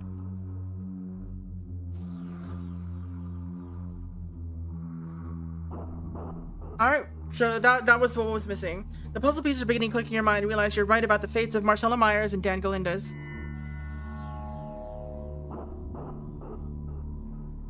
Well, what about Aldous Moore? Oh, okay. Gregory Corda counted as the first one. That means Aldous Moore is wrong somehow. Alright.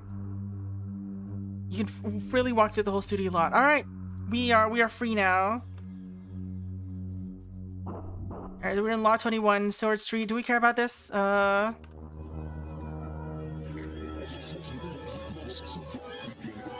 southeast. Avenues, okay. Ari messages you again. Do you really think it's a coincidence that exactly 24 people working for this movie died in 24 years? Probably not. It could be, but probably not. If it isn't, what is it? You don't worry about answering. Alright. Can you not remember?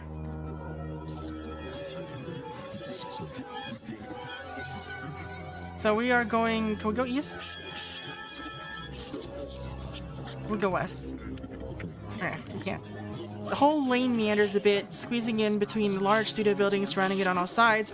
Stages 12 and 11 open to the south and southwest respectively. The avenue widens into an open lot to the east. Double doors lead into a smaller soundstage to the northeast. Alright, let's go northeast.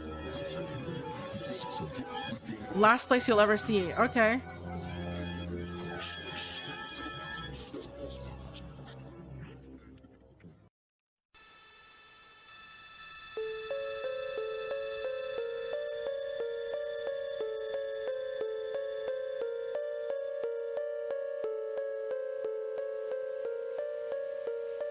Okay.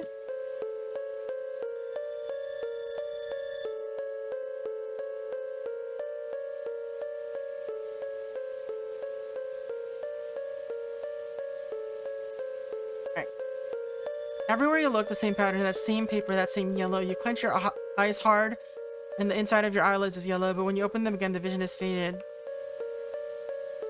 I'm getting king and yellowed. Alright. Don't worry, we were just having a hallucination. Delete seek. You probably need like a recursive thing if you want that to work. This soundstage still has the skeletons of a set in it. Walls and floor backed up by a plywood frame.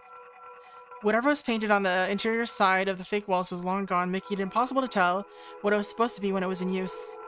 A ladder leads up to a set of catwalks hanging above the set. An open hole in the wall leads outside to the southwest. A framed photo has been nailed to the wall next to the door. Around it are square stains on the wall that suggest it was once part of a whole set of photographs memorializing different productions. Alright. There's a ladder. Southwest is back out. Alright, go. Look photo. A color photo showing 5 people huddled together, just barely in frame from left to right. A woman with big feathered blonde hair and sharp green eyes. A shorter black-haired woman. A heavyset man with a viewfinder dangling from a lanyard on his neck. A tall, handsome man with tan skin. Another younger man with a slightly lighter complexion and a less lined face. The 2 men on the right are wearing the exact same outfit, a 1950s biker jacket and jeans. And while they don't really look similar, they are close in height. The world around them is out of focus, but they're all huddled around a strategically placed mirror that allows you to see the face of the man taking the photo. A bearded man wearing big square glasses. You recognize him as Gregory Korda. On the back of the photograph has the written words, Sunset 6, the date, 08/21/1972, and a list of 6 names, Marcella, Joanna, Levin, Greg, Jorge, and Doc. You carefully slide the Sunset 6 photo into your ring binder. Alright, let's just write it down.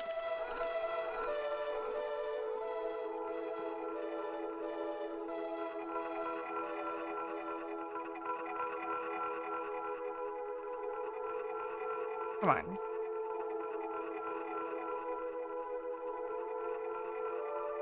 Format. Alright. 6 names. Marcella.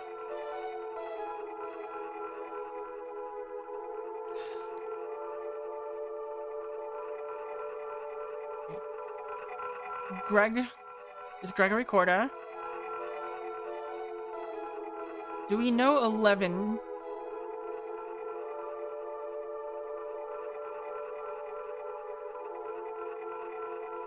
Alright, so 1972. 11? I don't think we do.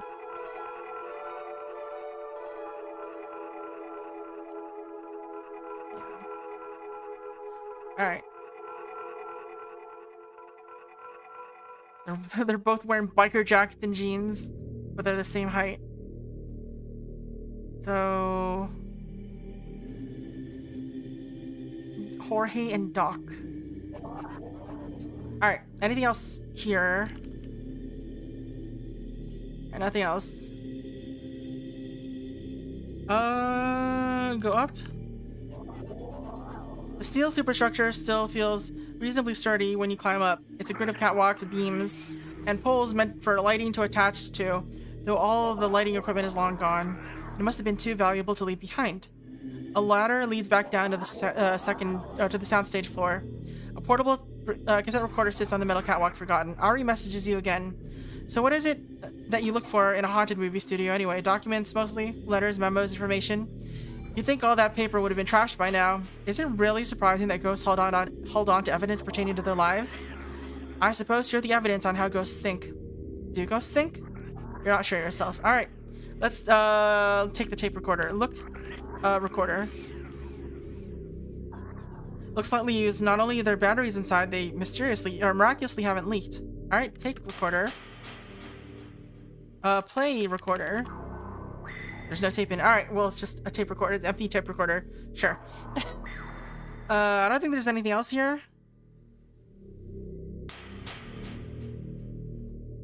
Go southwest.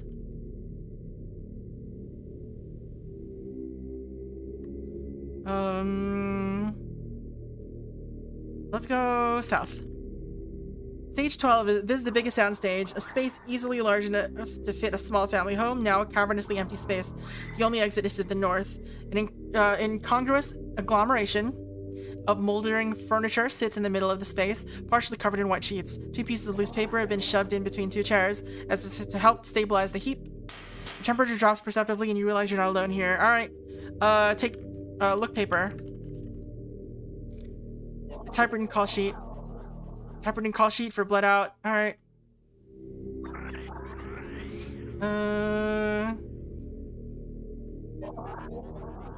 Bled out call sheet.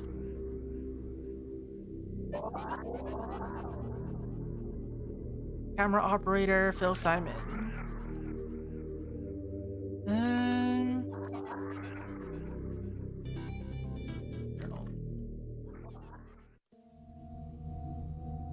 Journal Jay Fibitsky.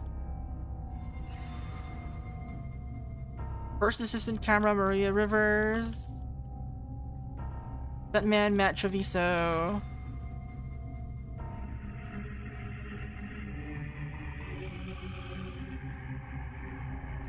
At first I heard covered in white cheese and got excited, then sad. Alright, look. Alright, look paper. The printed call sheet. The second page of a printed call sheet.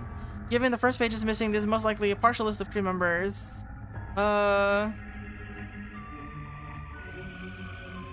Second page call sheet.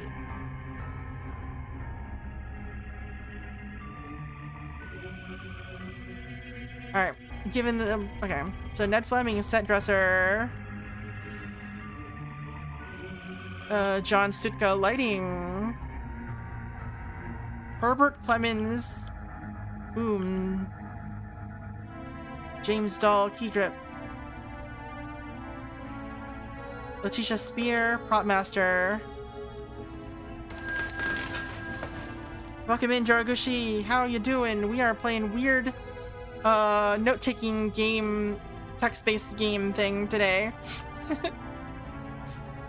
We are exorcising ghosts by finding out their names like we're on the Obra Dinn. There's a lot of information we're trying to collect so far, so it's a little... Larry's Mansion. Do we know the name Larry? Is something that popped up anywhere? Larry's. Not yet so far. Alright. Anything else? Look for, oh! Look figure. That's only a vision, a figment of a person. It's only by really opening your eyes, all 3, and staring that you can tell that you're looking at the ghost of Gregory Korda, a heavier, older man with an overgrown beard and deep shadows under his eyes. You know he isn't even 50 when he died, but he looks old for his age. Ragged almost, on his way out in more ways than one. Your eyes can only focus on him for a moment before he's gone. Just a luminous afterimage clinging to your retinas. A leisure suit. Leisure suit Larry. That's why they're all hanging out at his mansion at night. Alright. Let's see if we can do anything. We don't know a Larry.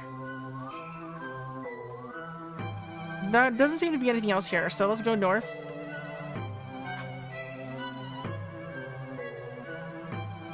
And go southwest. 30 years of deterioration have peeled and faded all the paint, and most of the props have been stripped away.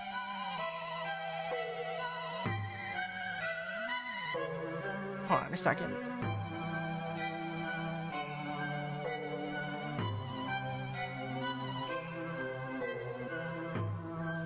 Is that the command? I don't know if that's the command. Let's see if that worked.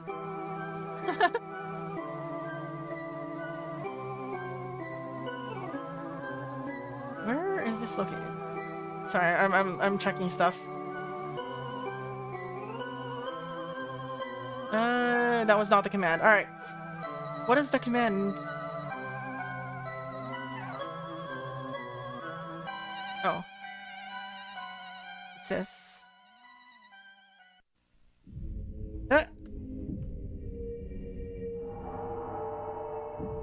before I forget.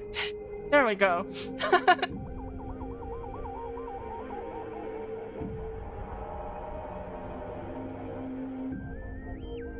Let's see. It's been a while since I've had to use the actual chat command to do it. Alright. 30 years of deterioration have peeled and faded all the paint, and most of the props have been stripped away.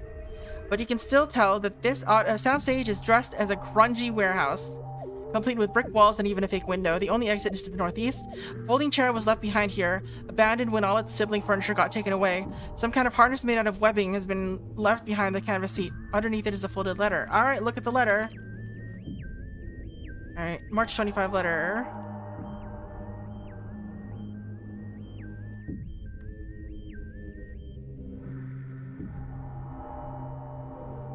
Alright.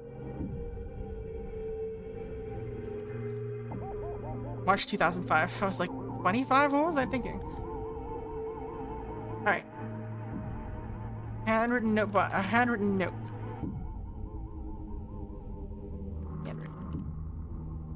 There's a definitely a sense that events around armature films rhyme, repeat themselves. Alright, we've seen Carl and...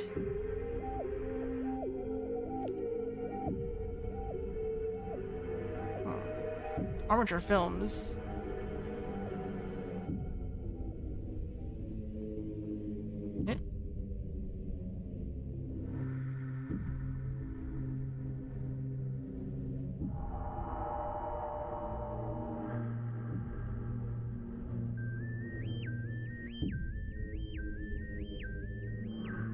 Alright.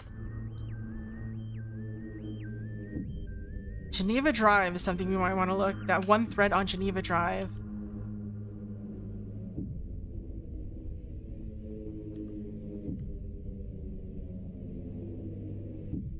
Alright, cue Geneva Drive. Geneva Drive is named a defunct web forum for fans of intersection between cinema and the occult.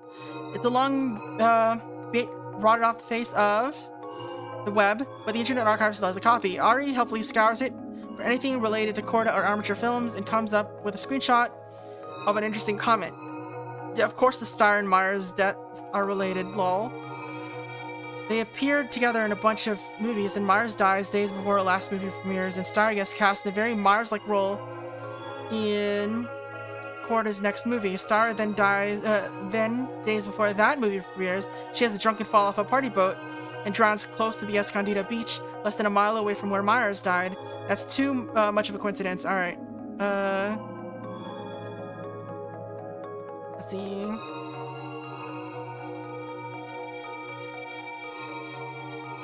We've already researched Compton Search Archive forums. You can look them up again to see that additional information. Alright. Sure. New Geneva Drive.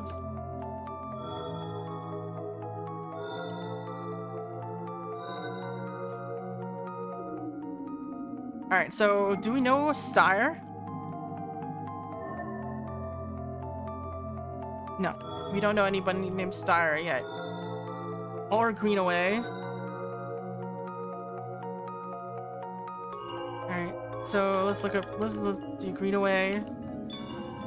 Starr.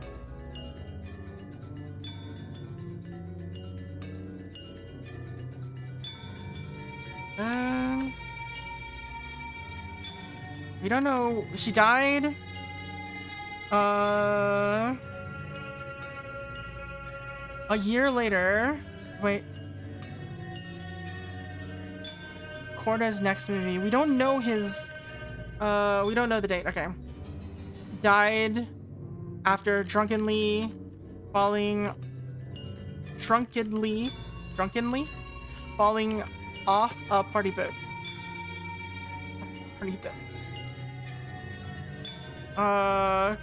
Close to Escondido Beach.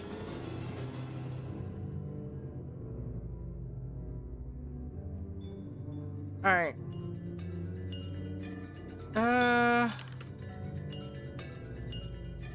Moore isn't a major point of discussion on the Geneva Drive forums, but he does have some posts on a thread about notable industry deaths of the 1990s. I knew an agent who knew more at the time, and as far as I know, he drowned in his own bathtub alone at home. Might have been a stroke or something, or maybe he was high at the time, God liked to party. But I don't think there was anything suspicious about it, just a weird household accident. Alright, let's see. Consult notebook about conclusions.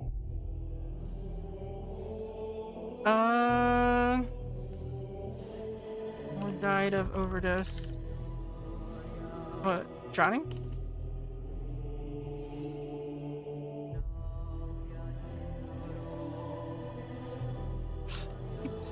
Misspelling his name. Alright, what are the causes of death? Suicide, accident, overdose. Let's try that.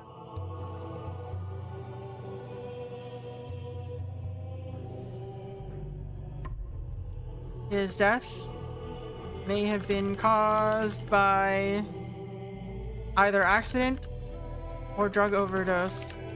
He drowned in his own tub at home, and there does not appear to be any suspicious circumstances. Alright. According to Geneva Drive,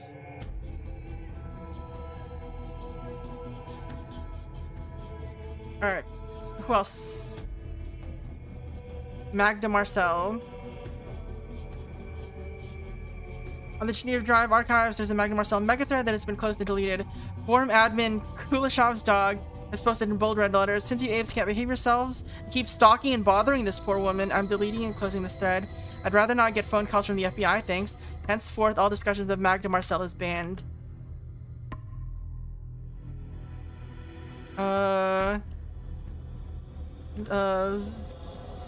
Marcel on Geneva Drive have been banned because users have been harassing the woman.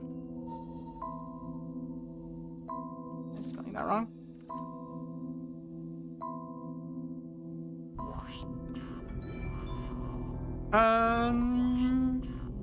Let's see. I don't think that really helped. That's probably why she stopped showing up everywhere. Bled out. There's a breathless thread on Geneva Drive about the movie, too, which is titled "Most Cursed Production Ever." Most posters are actually pretty unimpressed.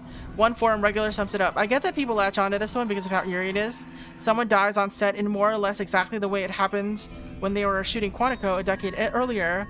That's just one weird incident, so I don't know that it's the most cursed production earlier, or most cursed production ever. It's normal levels of cursed. So when do we know when Quantico was?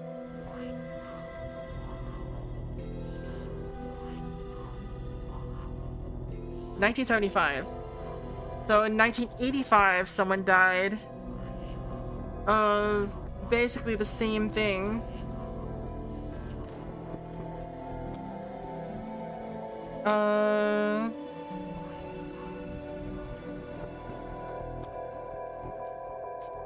Consult notebook about conclusions. 1979. Okay, so none of them was 1975. So it's 1975. Alright. Was okay, death occurred. Do I have Quantico here? I do. Someone died during its production in a freak accident. Someone else died in 1985 during the production of Bled Out in a similar way. I have not been cross-referencing the movies. I've been very, not, alright,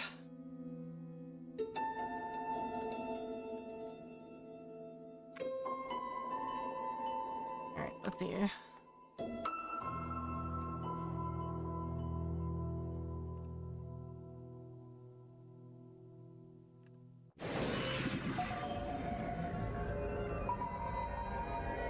Alright, let's see.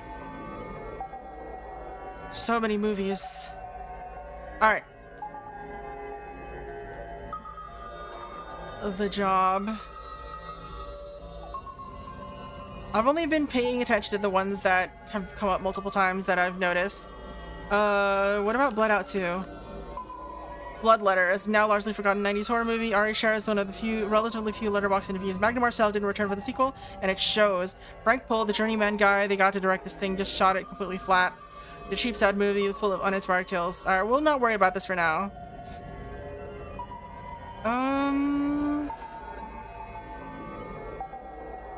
We're in the warehouse. Why were we looking stuff up again? We were looking up Geneva Drive.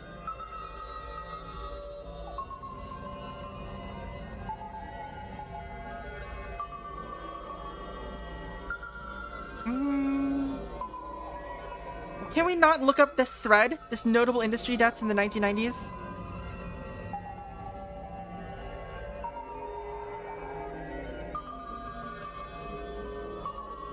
Alright. None of this seems important right now, though. Unfortunately. Go north. Go northeast. Go west. Go south. Actually, go back north. East. There you go. This lot, the smaller lot acts as a connection between the north and south halves of the studio. What's this look like? This should be here. Up against the eastern wall, the moldy remains of a pile of wooden pallets signals that this was once an open-air storage of some kind. One of the studio offices marked Building 32 is to the north, otherwise the concrete continues to the south and west. Rusty metal toolbox has been abandoned near the entryway to the building. Look, toolbox. Very old and banged up. It looks like your classic old-fashioned toolbox. A teal rectangular box with a swiveling handle and 2-inch lids that join at the top and bottom form a sort of peak, like a little house for your tools. Open toolbox. You open the toolbox, revealing a pair of pliers and a spirit level. Take pliers. Okay, take spirit level. Examine level. An old metal ruler with a little glass ampule that holds a bubble so that you can tell whether things are level, if that's somehow a thing you need to do in the course of conducting your exorcism. Alright. Look, pliers. A pair of old heavy-duty pliers, steel with a big light handle. To attune your senses, they vibrate with a sort of queasy guilt. A moth drawn to a streetlight near the clouds with your head before disappearing into the night. Alright, go north. Lesser office. This building is smaller and less impressive than the large production buildings across the lot. Floor-to-ceiling dividers used to break up this space into distinct rooms, but the doors have been ripped off the hinges and this glass is long since broken, leaving only a little maze of chest-high barriers. An exit leads outside to the south. A sealed door leads north out of the large office space. Hiding in the corner where the two dividers meet, or two of the dividers meet, is a file box. In the file box are a letter dated 1983, a Photoshop contract, and the beige cassette tape. All right, let's look at the letter first.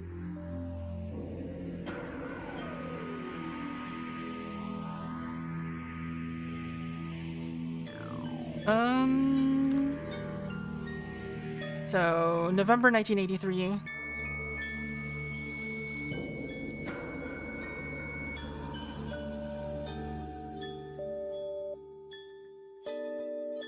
Greg.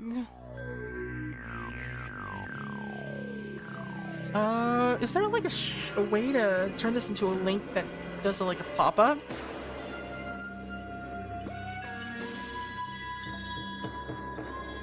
No.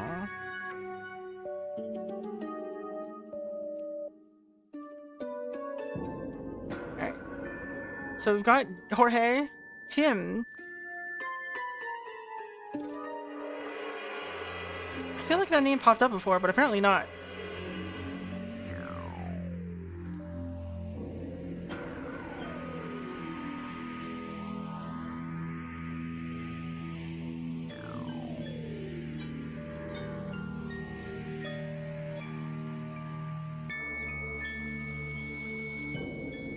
Here's my okay, let's see. Probably intra-office.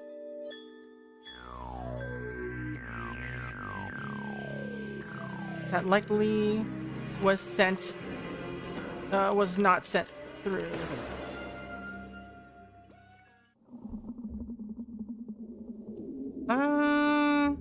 We're shooting some quick interiors here at home, but then we're off for location shoots in Uruguay, Tunisia, and finally Sicily. We probably want to source extras locally, maybe even cast some smaller roles. I have a casting director in mind for Italy, but I'd love to hear your thoughts. Oh, and we'll need an assistant for Jorge. I think Tim did well last time. Do we still have his number on file? Greg. Alright. Uruguay, Tunisia, and Sicily. Alright, look, contract. Photocopy of a long contract. The verbiage seems standard. The interesting part is the addendum in the back detailing exactly who is being contracted and to do what. Specifically, when Anton Globus is being hired to compose and produce the original score at Armature Studios' upcoming film, Rewired 2. Alright.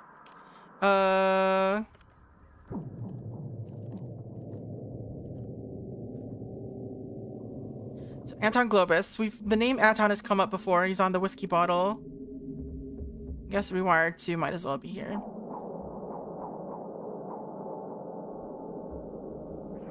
Alright. And then the last thing is take tape. Examine tape. Plain... It said beige. What do you mean it's white? Plain white cassette tape with a sticker label. It reads Rewired 3 post-production meeting 02/12/1988. Alright, play tape. Alright. Let's just record this entire thing.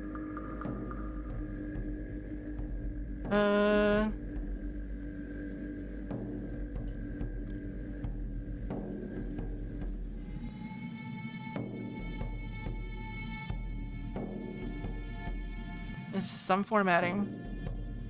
Alright, we're gonna do it like this.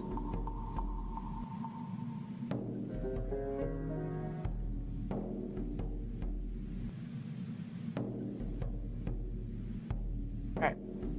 Present here today are Mr. Lord, director, Miss Ross, director, editor. Oh wait, I won't be able to turn them into links like that.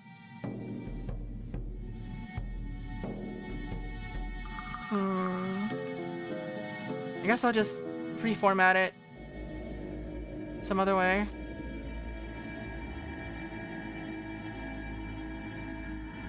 There's really no option for that in the command menu. SMH. SMH.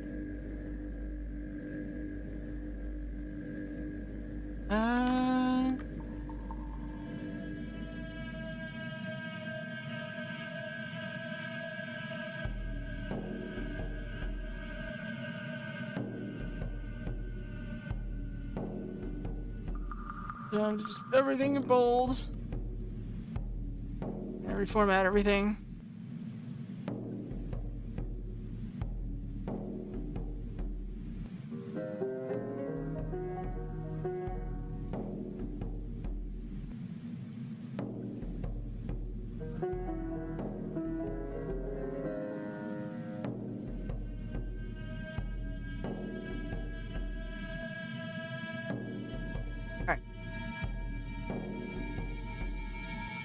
See, we got Mr. Lord, Miss Ross, Mr. Corda, or Miss Corda.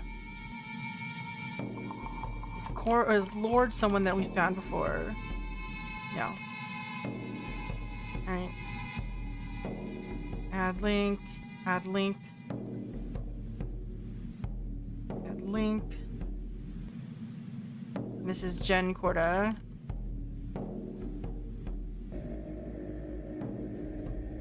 Let's see. Rita is the secretary.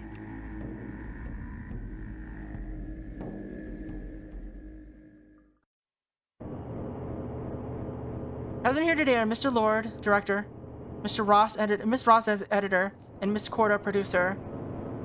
Miss Corda. Our agenda here is to try and work through some of the creative disagreements you've been having with the final cut. Miss Ross. Jesus, Jen, really? Disagreements? Is that really what you want to call him almost assaulting me? Almost. Or assault is what you're trying to do to my movie. Blah, blah, blah, blah, blah.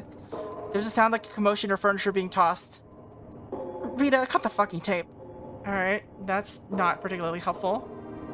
Ross. Alright. So we don't know what this film is.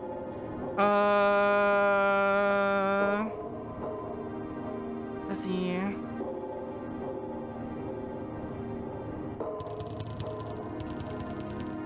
consult notebook on about Armor Studios.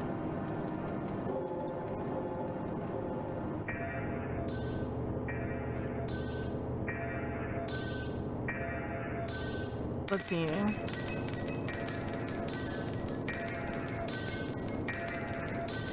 Alright.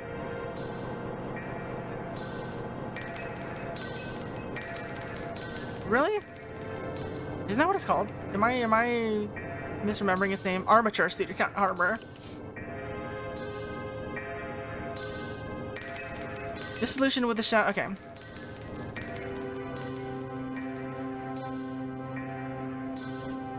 Notable works. After the success of Sherman, it was started as California Armature, under the name California Armature.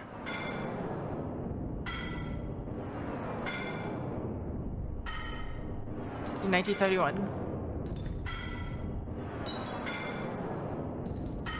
After the surprise overseas success of Dreams of Sunset,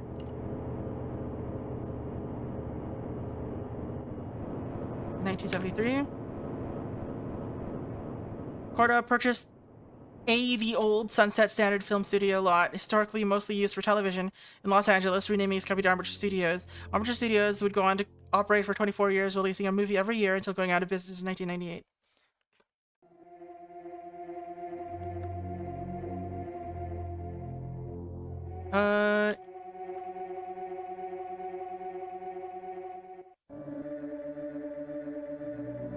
What? The math isn't mathing. Alright, let's see here. Korda purchased the Sunset Standard Film Studio lot and renamed the company to Armature Studios in 19... Does this say a date? After 1973. 1973 is Dreams of Sunset. And it produced one movie a year for 24 years until it closed in 1998.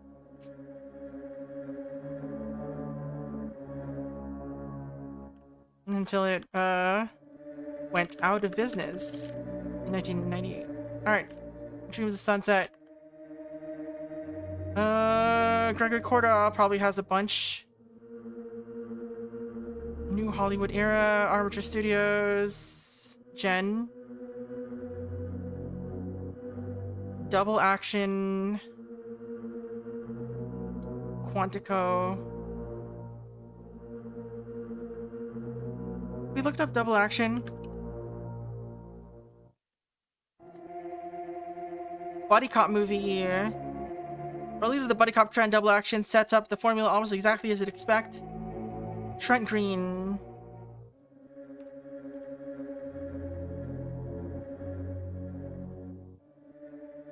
Alright. This was for Double Action, right? We know that he was in Double Action. Carl Knight.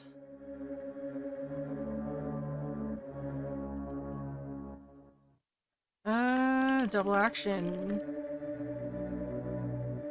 Starred Trent Green and Carl Knight. In a buddy cop, or in a buddy comedy. Buddy cop comedy.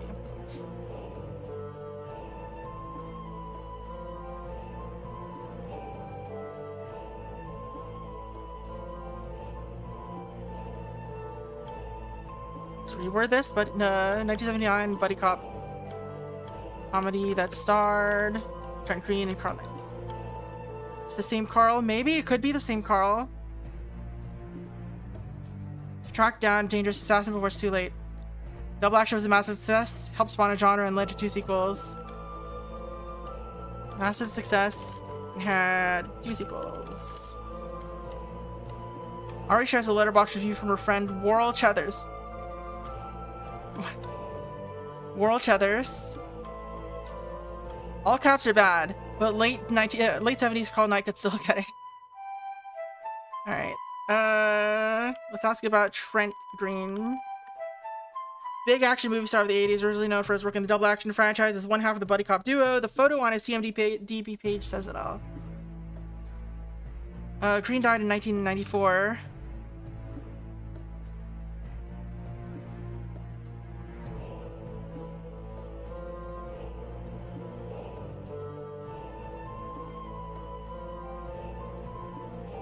Yeah, I should capitalize that. Alright. Suspect, Trent Green died in 1994. Cancer. Does cancer not count? Exorcism. Illness.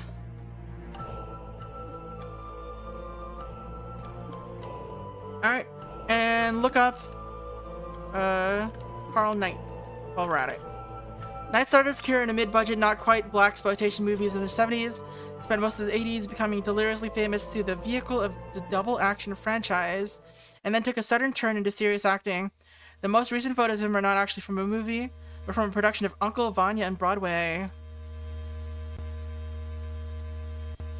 You don't need to ask Ari about it. Uncle Vanya is a classic 19th century play by Russian dramatist Anton Chekhov. Maybe it'll be important later. Thank you, Chekhov. Maybe you will have an important thing later. A gun, maybe. Alright, let's write about Carl Knight, I guess.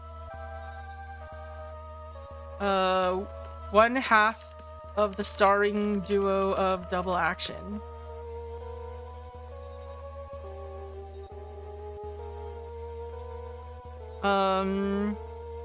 One half of the starring duo of Double Action.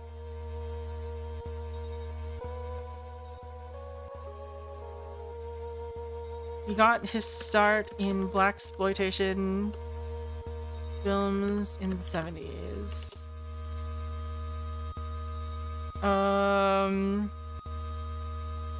But he got into serious acting later on. Most recent photos of him are from Uncle Vanya on Broadway.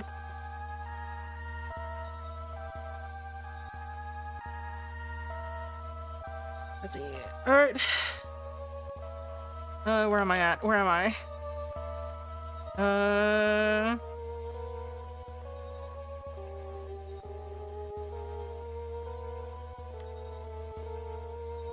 Where is the research? Alright.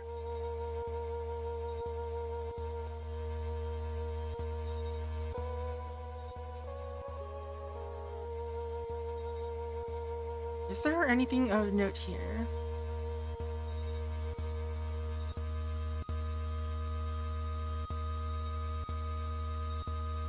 Are there people who call it armature?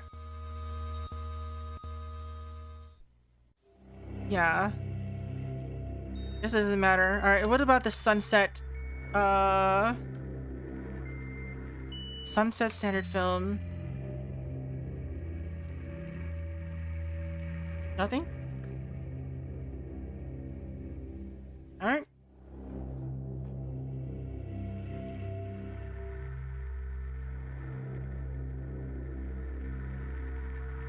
That's not particularly important.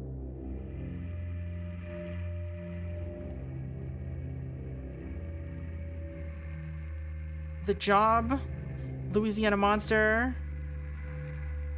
and Let Out. He's still alive.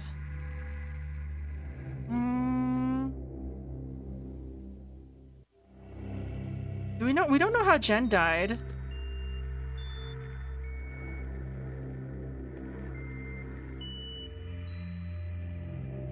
And I think everyone else here is still around.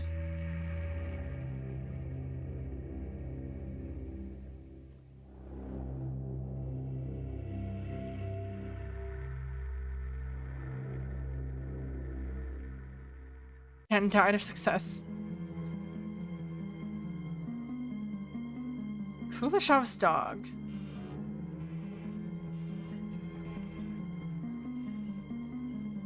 The Job is a surreal 1982 independent horror movie about a woman who finds herself hired for mysterious. Okay, we are going to have to look up. Okay,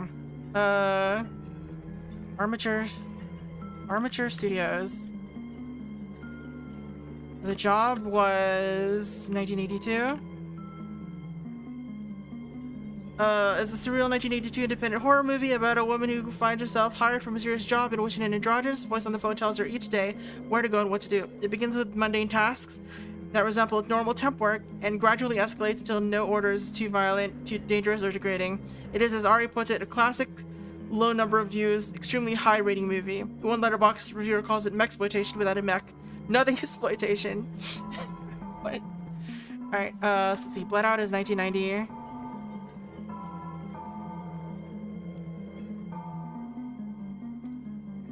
Bled Out 2.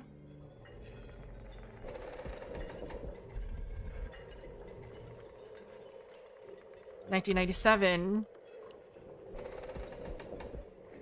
The Blood Letter.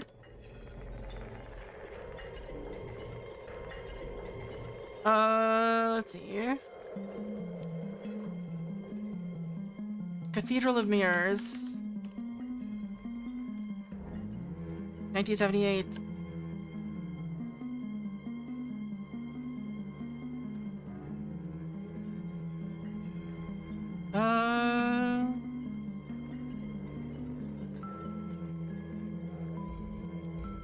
Outrageous Fortune. 1976.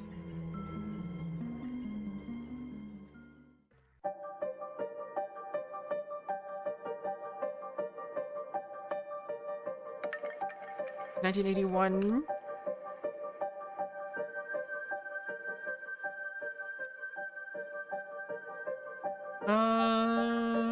Rewired 2 and 3. 1984.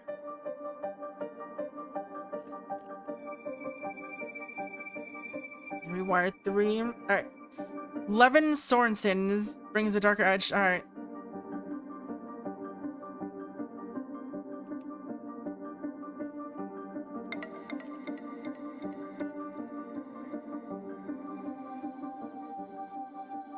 This is Rewired 2.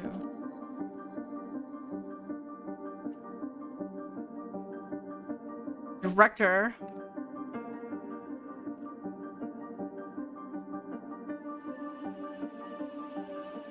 It was also critically successful. Okay.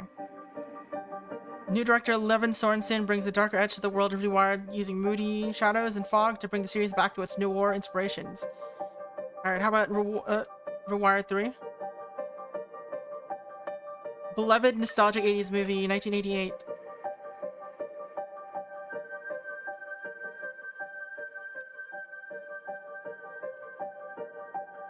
Andrew Lord's return to the director's chair. Alright.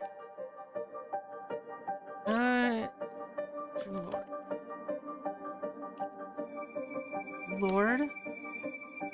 Alright. Andrew Lord. Director of Rewired. Notable works. Rewired.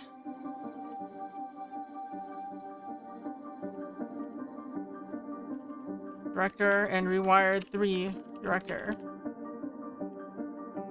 Using shadows and fog.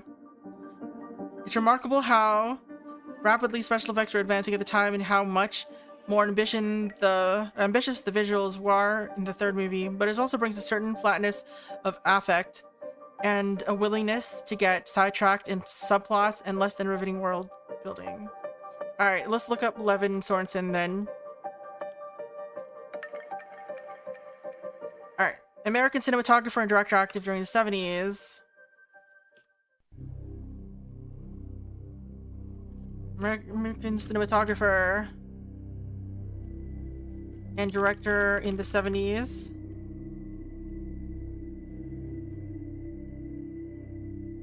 And 80s. active. That's the word we want there. Sought after director of photography. Dreams of Sunset.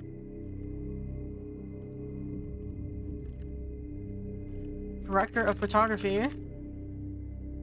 Sorensen moved to England. Okay, 10 years. His 10-year career. Sorensen moved to England for 5 years, where he directed independent films such as Symphony Orchestra and Isle of Wolves.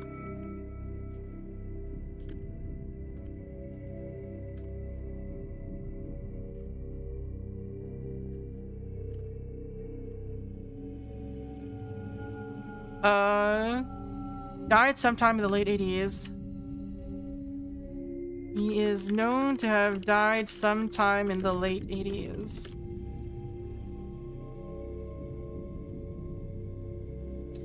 But his family had a freakish dedication to privacy and only confirmed his death in 1992.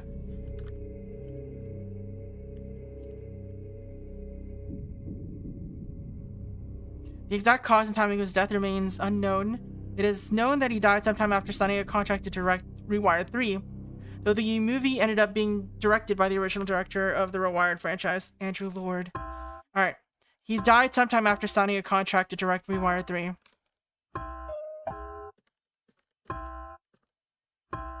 Sometime after signing a contract to direct Rewired 3.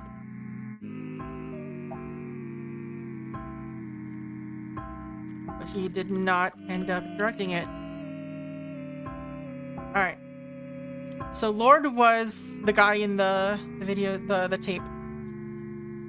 Levin is in the photograph of the Sunset 6.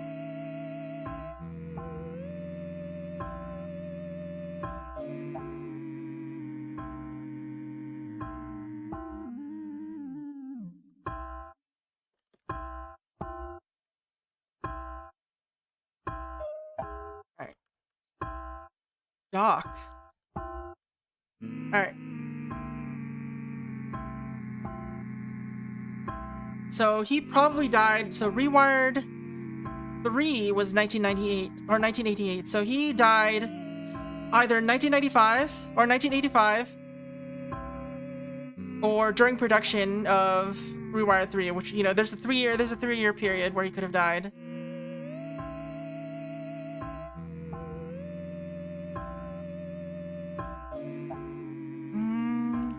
Alright, Andrew Lord. Movie director with a long career, mostly in expensive genre movies, notable for directing Rewired and Rewired 3. Lord was known as kind of a journeyman in the 1980s and 1990s, where he was most popular, but every 10 years, someone rediscovers the concept of reanalyzing Lord's filmography under the premise that he's actually an auteur with a highly distinctive style. Most recently, in a Harrison Wu video essay about his last movie, Igniter, Lord died in 2009 after a heart attack, so I don't think he's related. What is it? Genre film director. He died in 2009 after a heart attack. I do not think this is important because he died after the curse, basically.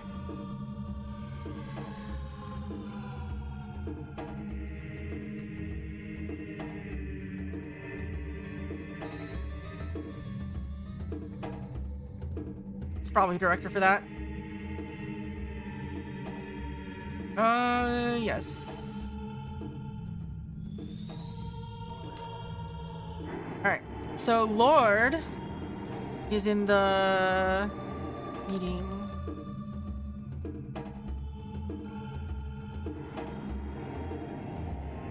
Miss Ross editor. So this is, what's his name again? Andrew.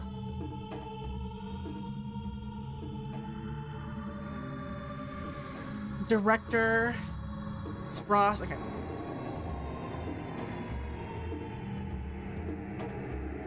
Let's edit these so that these are included.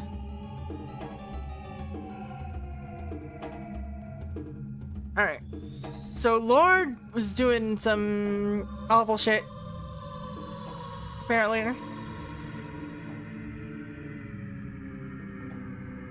Alright.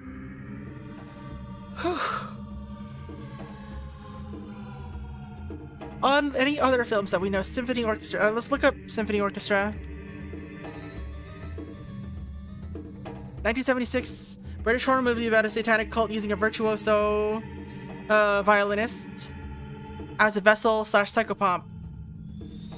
The kind of movie where a slender pale woman gets strangled with violin bows while not wearing a shirt. It was actually never theatrically released in Britain, but became a success in continental Europe, and eventually a perennial video nasty during the VHS era. Do we care about these names? Italian actress known for starring in giallo movies and European horror throughout the 1970s and 1980s. The headshot on her TMDb page is striking. A devastatingly beautiful woman with long black hair and haunting eyes. Alright, let's make a note of her just in case.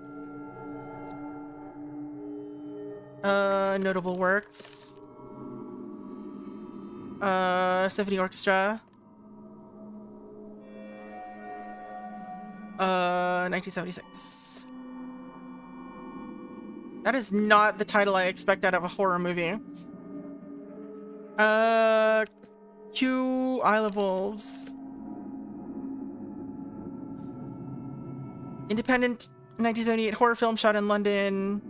Ari shares the criterion back of the box synopsis. Not quite a werewolf movie, not quite folk horror. It interprets the then dilapidated Isle of Dogs as a site of... Okay. So not quite important, but we'll make a note of that.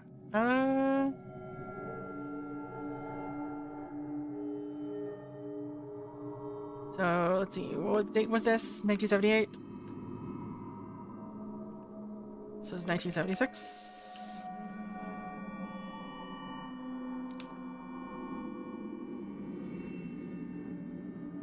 Alright.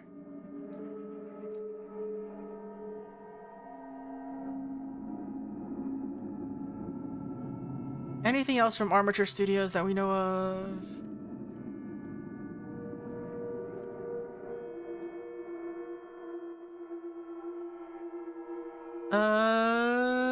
Rewired franchise, number 9, Hero 2 Worlds, Red Banners. Do we care about those? Maybe.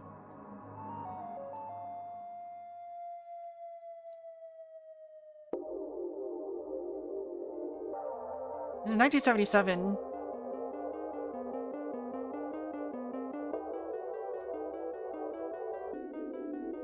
Alright.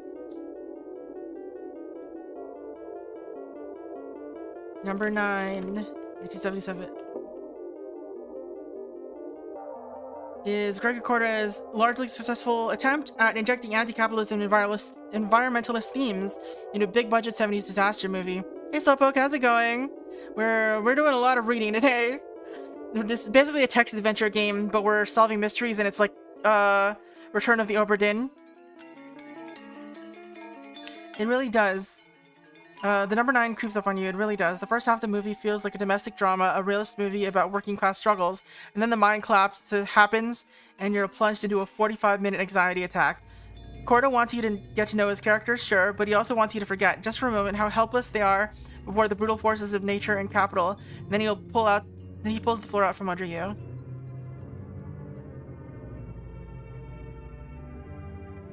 I assume he was the director for this.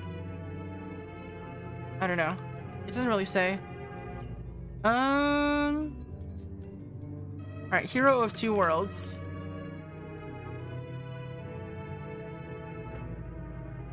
(1974) is the first movie released under the Armature Studios imprint.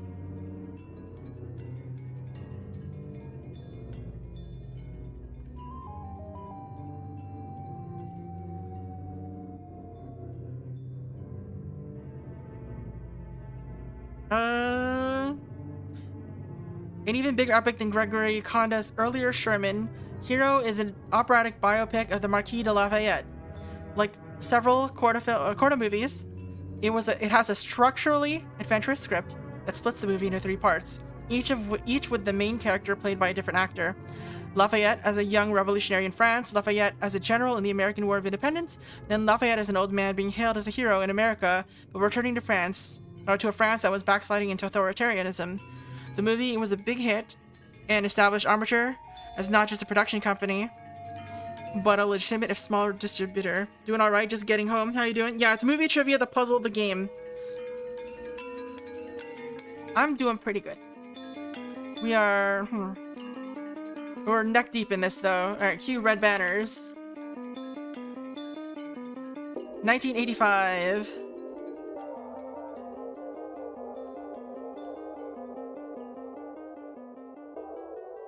It's the final film in Gregory Corda's war epic trilogy, a spiritual sequel to Hero of Two Worlds. It is a 3-hour-long biopic of famed Italian revolutionary Giuseppe Garibaldi, following his exploits in Brazil, Uruguay, and Italy. Shot on 7 countries and 3 continents, grossly expensive and overambitious in every way. There's a whole 3-hour documentary about the making of Red Banners, which itself is a grueling watch. Alright, this looks like it's similar to one of the notes that we read, right?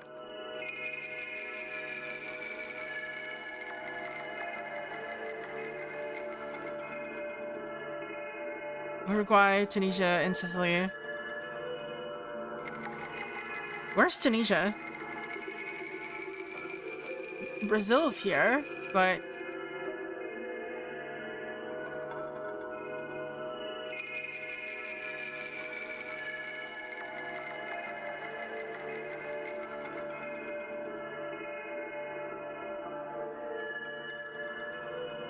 Northern Africa. I guess they could film. They could film Brazil in there somewhere. I mean, we use different places for various locations all the time, so I don't see why they can't. But you went to high school in some U.S. states. If you went to high school in some U.S. states, a board history teacher probably showed you Sherman at some point. It's Gregory Corda's first big movie. All right, a colossal war epic about General William Tecumseh Sherman's famous March to the Sea, an object of controversy in its time. It's become, as Ari puts it, one of the more gratuitous movies of all time. The movie isn't terribly relevant to your investigation. It was made years before Corda started Armature Studios, but it launched Corda's career, so we'll not really take a note of it. Alright,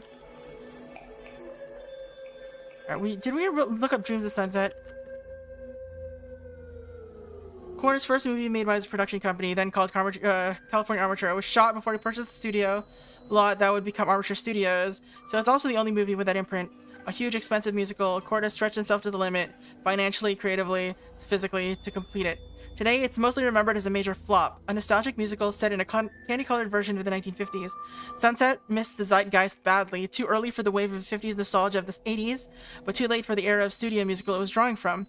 Not long before his death, Corda said that he considered it his last really good movie, the last thing I did without compromises. Alright, we are not getting names of anybody on these films. Alright.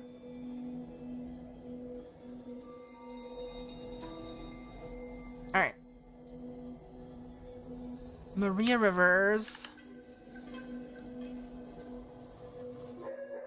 Okay, probably not. Okay. Bill Simon. Exotic reptile breeder in Iowa. A restaurateur in Grand Rapids. Fibitsky. Jay Fibitsky has his own webpage where he promotes himself as the legendary stuntman, stunt coordinator, and choreographer with 3 decades of Hollywood experience. It hasn't been updated in over 10 years, and seems mostly meant to promote a few basic cable TV shows he was on, which involved him doing ill-advised things with cars, guns, and explosives. Okay, so it's probably not particularly relevant. Alright. Call sheet, the other call sheet. We looked her up before. Outrageous Fortune, Quantico, yeah.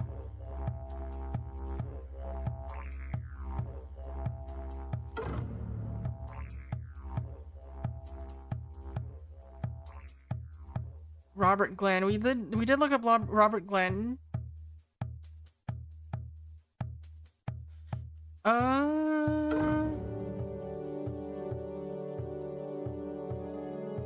Johann Lott. Dog rescuer. Jim Dennis. Pastry chef in Chicago. Alright, so nobody really important here. Second page of the call sheet. Alright, might as well look up these people while we're here. Ned Fleming. Comedian, New York City. John Stuka. A CPA in Albuquerque. Herbert Clemens. Dog breeder in Glasgow. James Dahl.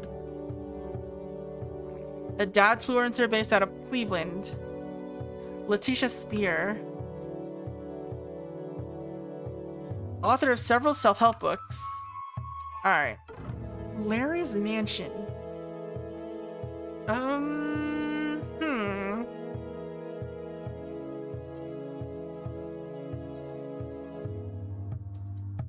Alright, we've basically looked up everything at this point. I feel like...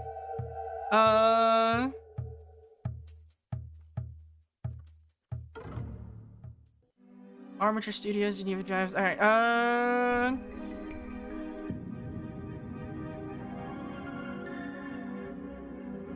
Anton.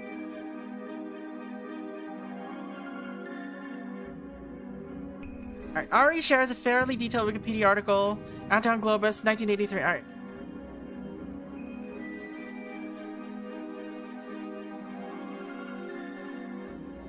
Died 1983. English musician, composer, music producer.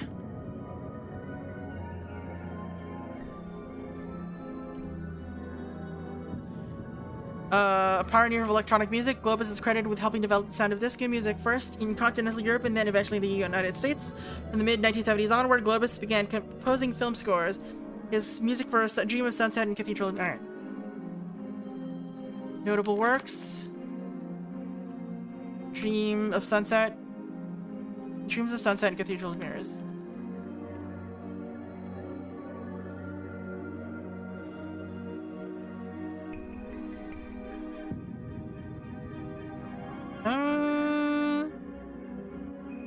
Well, he was slated to write music for a follow-up to Cathedral of Mirrors, like Warmer. That movie never got out of development. Okay, I'll hydrate and stretch. I got this. I can do it. I'm a pro at this. Here's the stretch part, alright? What? Just watch.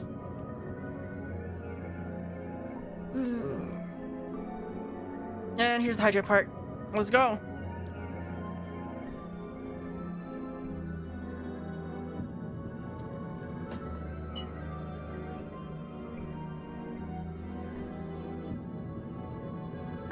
Globus's life and career took a turn in the early 1980s. Professionally, he was hit by the decline of disco as a genre, while he was slated to write music for him. Around the same time, the AIDS crisis was affecting Globus as hard as any member of the LA area gay community. He died in 1983, less than a year after the death of his long-term partner. Alright.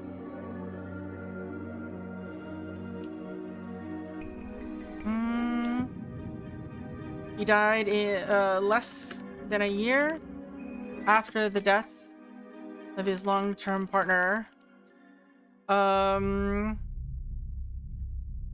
He was likely heavily affected by the AIDS crisis of, I guess it doesn't say the year, of the 80s. Alright. So he probably died from illness. Alright. But, as you know, he's got a whiskey bottle attached to this. Maybe he drank himself to death. Alright. 1983.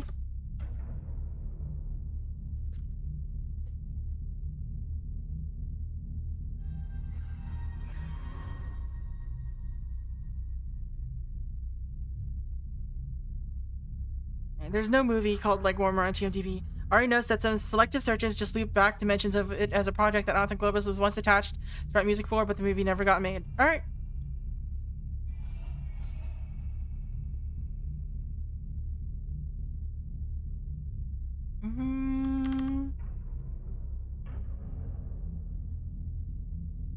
Like Warmer.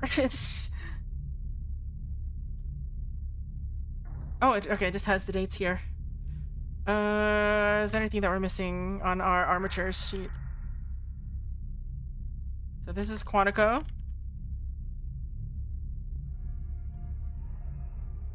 A symphony orchestra. An outrageous fortune were both 1976, but that's not from them. Double action 1979.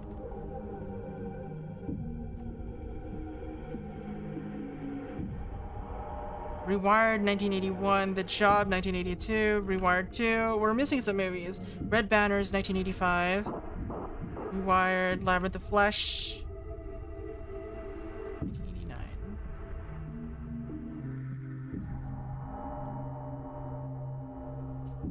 Let Out. Yeah. Alright. Look up. Alright.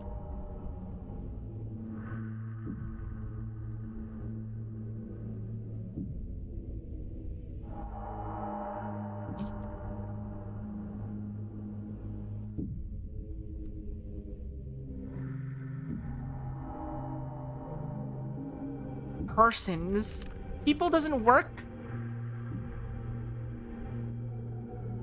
Alright. Oh, the two in the same year are just from different production studios.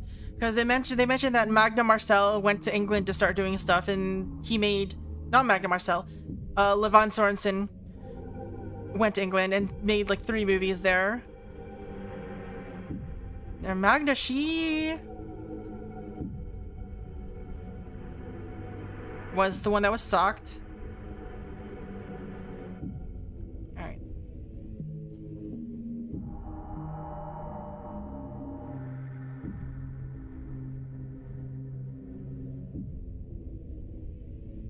Now where are we at? We are in building 32.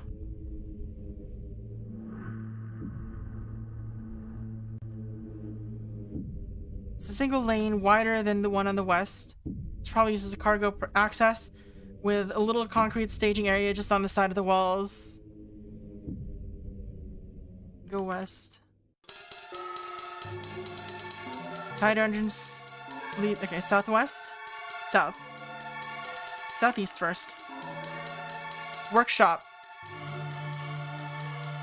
Where are we at? This large hangar-like space could have been another soundstage, but the ceiling is too low. It looks more like a workshop. One telltale sign is a compressed air hose hanging overhead. The only exit is to the northwest. Much of the space is taken up by one large workbench. A couple of loose documents have left behind on it, held in place by a discarded spray can. Look, spray can. There's just enough of a label for you to make out the brand name. Fix It All. Fix It All is a defunct brand name for hairspray. According to the... Okay, let's just copy this. It's probably not going to be important, but...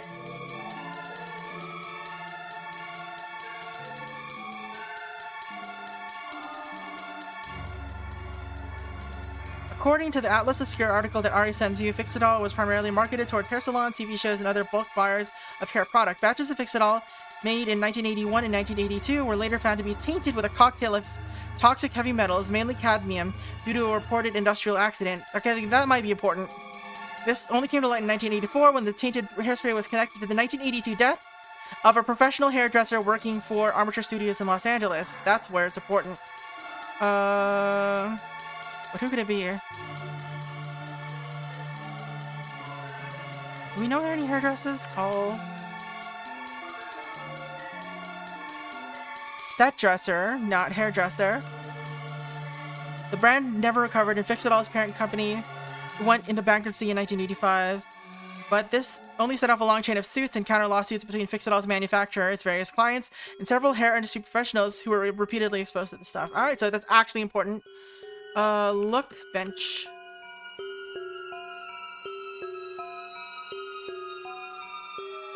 Huge. Maybe 16 feet long.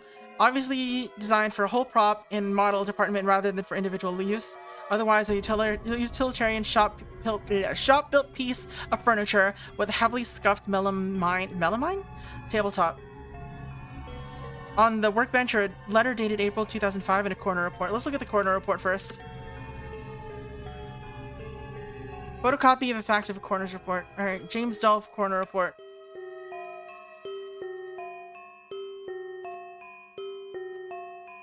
We've seen that name before.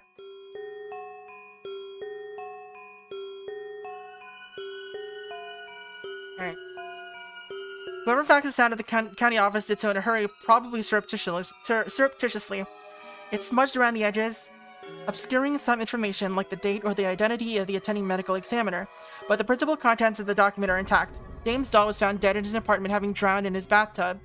Having ruled out typical causes of such accidents, drugs, stroke, and so on, investigators eventually found a small but very clear contusion on the base of Dahl's skull. Closer examination of the apartment painted a pretty clear picture. Someone knocked Dahl unconscious with a single sharp blow to the head without any kind of struggle or fight. The assailant then dragged Dahl's unconscious body to the bathtub and drowned him. Alright, so what counts as causes of death here? Murder! Alright. Suspect James Dahl died of murder. James Dahl.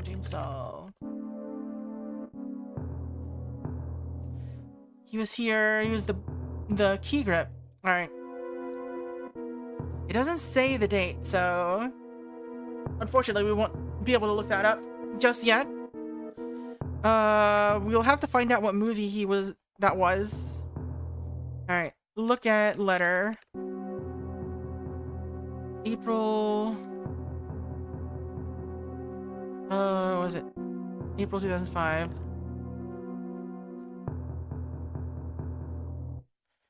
Handwritten note.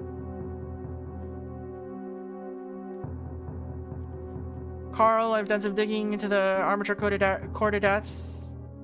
Along with this letter, I've sent the coroner's report on James Dahl. Long story short, the kid was obviously murdered. I know of at least one armature-related death under similar circumstances that was almost entirely the work of the same killer, but was probably ruled an accident. There may be others. Yours, Jay.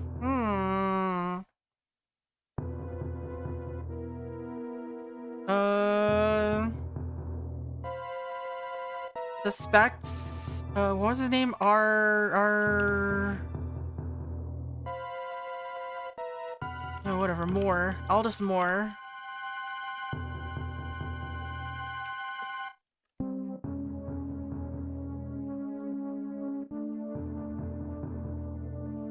Alright. I don't think we have anything else. Alright, we'll go south. Whatever this was once used for, it clearly became storage at one point. There's still a few rows of rickety, rusting metal shelves taking up space. The only exit is to the north. Someone left behind a triple wide VHS jewel case here, along with a battered old copy of... Okay, take the VHS. Examine VHS, actually. Little Helpers, Remy Falcone and Infic. Okay. 1992. Is this by? All right. We'll list this under possibly. Little Helpers.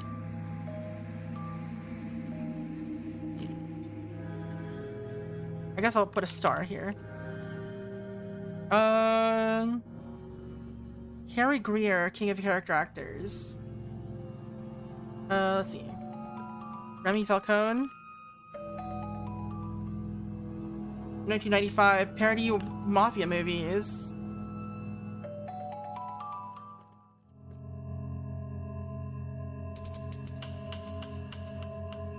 And its lasting cultural contribution is a 2011 YouTube video that's just a supercut of all the time someone in that movie makes an A or of course. It figures. The critical and commercial nadir of Armature Studios output. So 1986. Or 1996, rather. So I think they are all Armature Studios, but let's see. This one doesn't even have a star. A terribly ill-considered studio comedy. Ari shares a synopsis. Larry, a wealthy idiot savant, has never really thought about much in life other than numbers. until Gary, his idiot nephew, shows up at his mansion and offers to become his live-in butler. As if to hammer home the point, she also includes a sampling of Letterboxd reviews. Ranted, I'm giving this negative stars. I'm taking away stars from Ron Hammer's other movies. I bought this on Blu-ray because I like Seven Figures and the sequel wasn't streaming on anything. It's not streaming on anything for a reason. Let's see. Alright.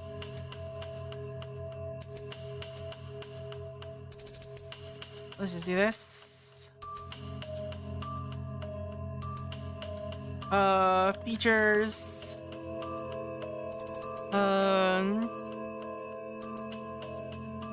A wealthy idiot savant named Larry and his nephew Gary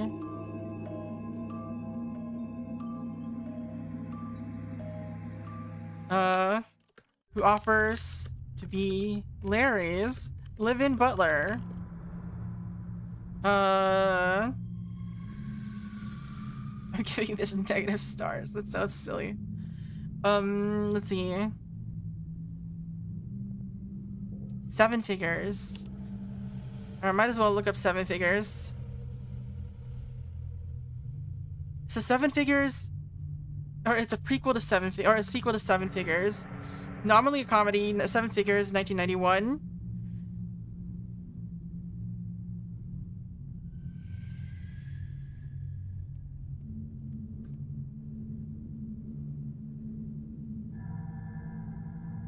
Alright.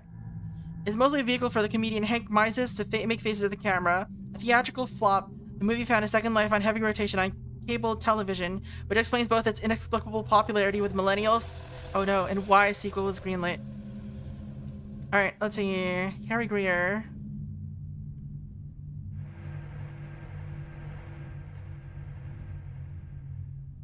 Harry Greer was a beloved... Oh.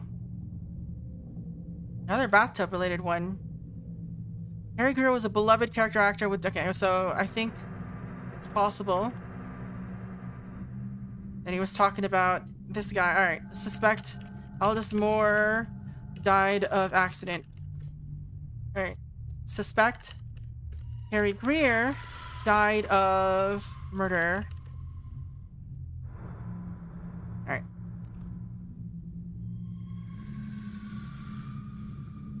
Harry Greer. Notable works.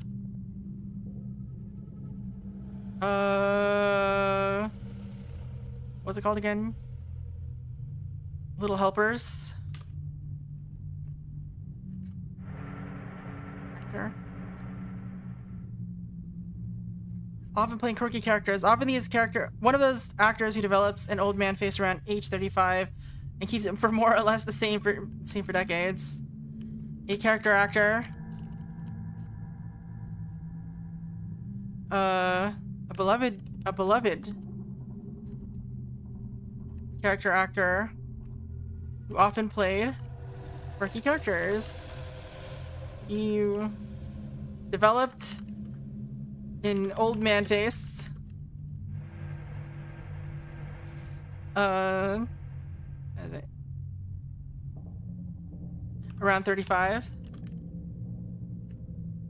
And proceeded not to look any different for decades. Let's see. His headshot on TMDb looks the part. An older man, maybe in his late 60s, with kind eyes, a wide face, and a slightly misaligned face. He has two faces, a wide face and a slightly misaligned face. Ari notes also that the Wikipedia says Greer died in his home in LA in 1993. He died in his home in LA in 1993. And... Alright.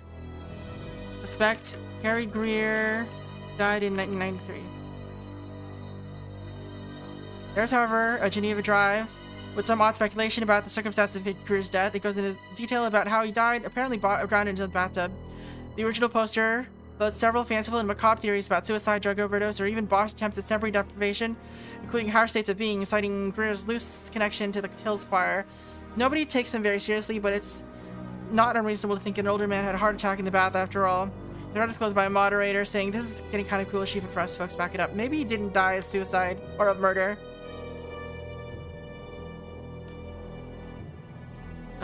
Accident.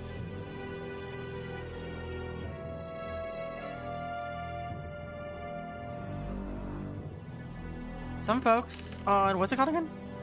On Geneva Drive believe he might have died from overdose. He might have fallen unconscious from overdose. Alright. Have theories about suicide, overdose, or death from natural causes. But he apparently died in drowned in his bathtub.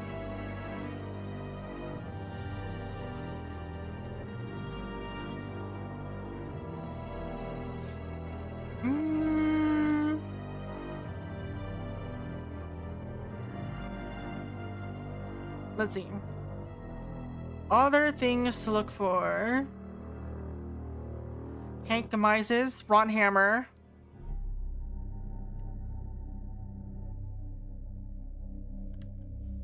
Ron Hammer. Ron Hammer is a movie director known for primarily raunchier, crass studio comedies. Some of his movies are well liked, others are detested. He's infamously unselective about the projects he does. R-list and old listicle, the worst screenplays ever produced, and Hammer directed 2 of them. Nowadays, he does mostly direct-to-streaming fare at a clip of about a movie a year, most recently Oikov, so it does not seem that important. Hank Mises. Comedian and actor. Okay, probably not important. A time that was nothing if not friendly to comedians with rubber faces and connected body language.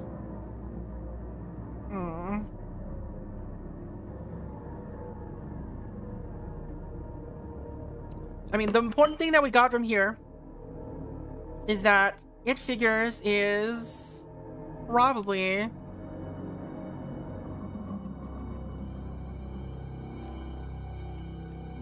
likely the call sheet or a call sheet for It Figures.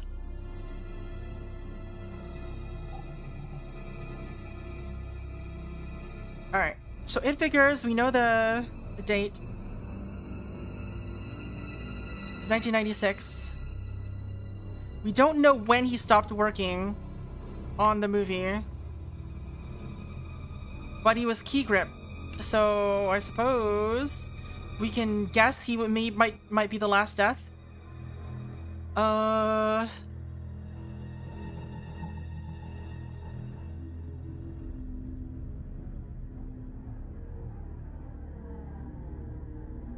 Alright.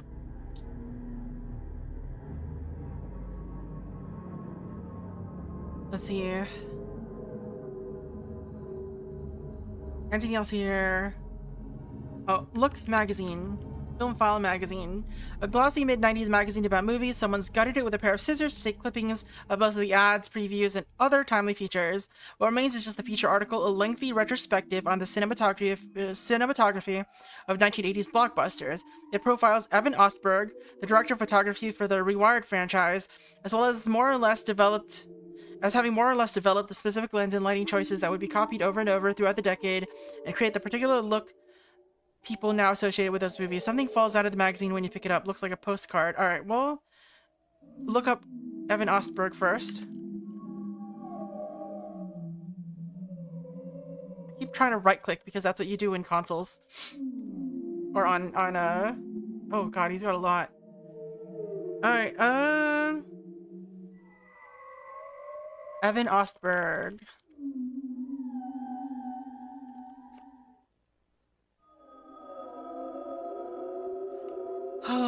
Died in 1984.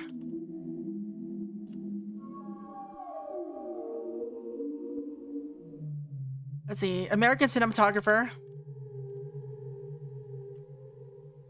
Best known for his work on big budget movies like Rewired.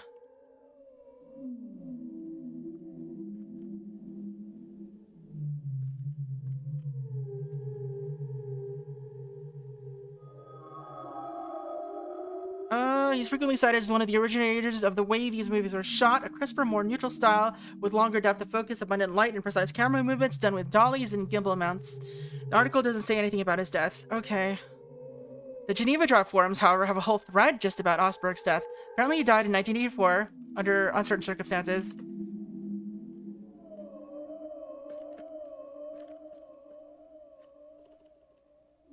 As much discussion about his death. He apparently died in 1984 under uncertain conditions. Circumstances, I guess, is a better word. People post scans of old tabloids from the era speculating that he died of AIDS, still a new and poorly understood disease at the time. Folks suspected he died of AIDS.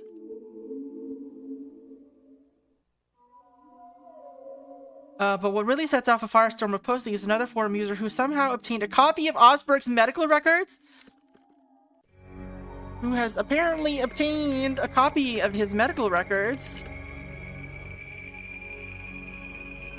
The thread concludes that while Osberg did die from a sudden illness, the symptoms and progression of the disease don't match AIDS at all. Indicate while he died of an illness, the signs do not indicate AIDS. Someone introduces theory of extremely rapid onset prion disease. 20 pages of people trying to figure out whether he was secretly a cannibal ensue. Although the evidence is speculative at best, this quickly becomes the board consensus. The last few posts in the thread dangle a question. Didn't something happen to another guy 10 years later? Yeah, I remember that. A no-name actor guy, right? Delroy, DeLillo, DeSoto, something like that? Yeah, I remember that story. Finally got to star in a big movie. He died suddenly of inexplicable brain illness less than a year later. Wasn't that an Armature movie too? Another one for the pile of very normal coincidences.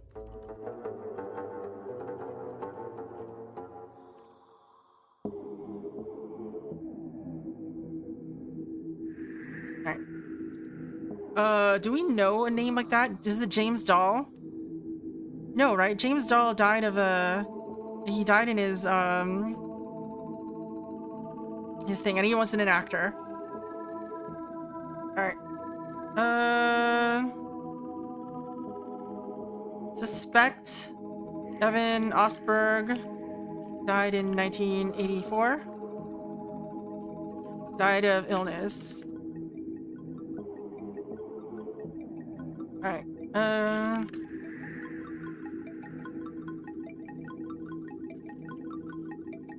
Conclusions. So we've got a lot of stuff that's not correct right now. I would have thought that he was related to the Anton Globus thing.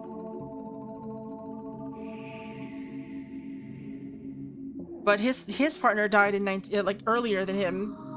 So they're not related. They just are both possibly died regarding AIDS.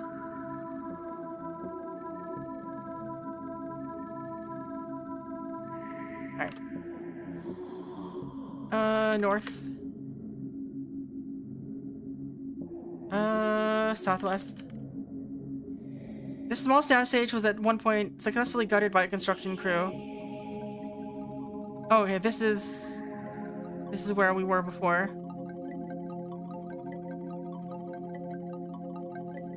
Alright. So I feel like we've done everything now. Maybe not lot 23.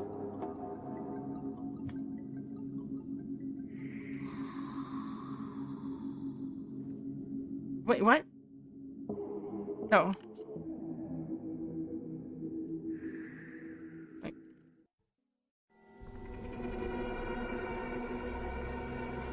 No, we were here.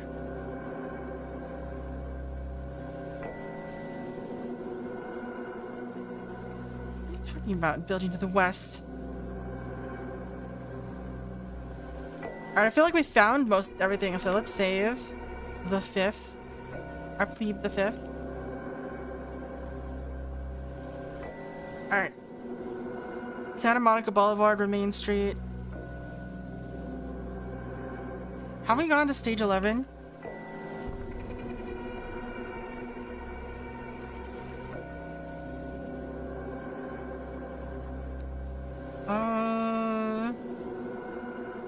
What frames? Large picture frames painted black and white size for movie posters. These must have been dug out of one of the offices. The glass is mostly shattered. You flip through the picture frames on a hunch. Indeed, one of the frames still has a poster on it. It's torn in one corner and has clearly been soaked in water at some point, but it's mostly good. You carefully remove it from the frame and take a look at it. A theatrical poster for a movie. Though the photography is black and white, this is undoubtedly a newer neo-noir. A woman lies naked in a bathtub in a dirty apartment bathroom. The tub is mostly filled with spent brass, as if she's taking a bath in the leavings of a machine gun. Just enough to cover up her body to the point of reasonable movie theater lobby modesty. The text at the bottom reads, Janine got a gun. An Armature Studios production, directed by Crispin Lloyd and Emily Givens. Alright. Janine got a gun.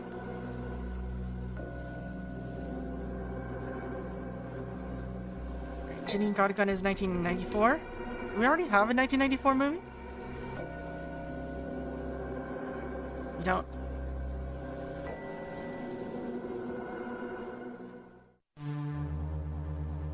Alright. Third film from the Gen X provocateur Crispin Lloyd. Janine Got a Gun is a dramedy about a young woman pushed to increasingly absurd lengths to keep hold of a terrible retail job she doesn't even like. It's noted mostly for its quirky black and white cinematography, for its frank depiction of bisexuality in 1994, for launching the career of Emily Givens, and for how unbelievably bad all of Lloyd's subsequent movies are. Teddy Serpico, alright. Ari attached a screenshot of her own three-star movie review of the movie on Letterboxd. No woman has ever been hotter than Emily Givens in this specific moment when she finally pulls the trigger on Teddy Serpico. Alright, so let's look up Crispin Lloyd first. Indie director, best known for his shoestring budget debut Bookstore 1992. Let's just double check just in case. It does not appear to be made by Armature Studios. Okay. Met with his greatest critical and commercial success with the cult classic neo-noir dramedy Janine Got a Gun. After that, his career is a sequence of self-referential sequels and increasingly incestuous creative choices. Nowadays, he hosts a podcast that might very well be more successful than any of his movies. Alright, so he's not important. Emily Givens.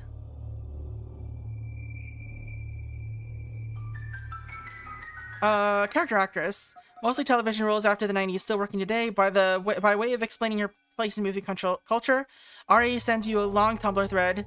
One user asks, who is your movie/TV queer awakening crush, followed by dozens of replies that are just Emily Givens in different roles, followed by Emily Givens crudely photoshopped in increasingly improbable roles, culminating with Emily Givens as the explosive methane gas responsible for killing 53 during the Greentown mine disaster. Oh, Tumblr. Fake Tumblr.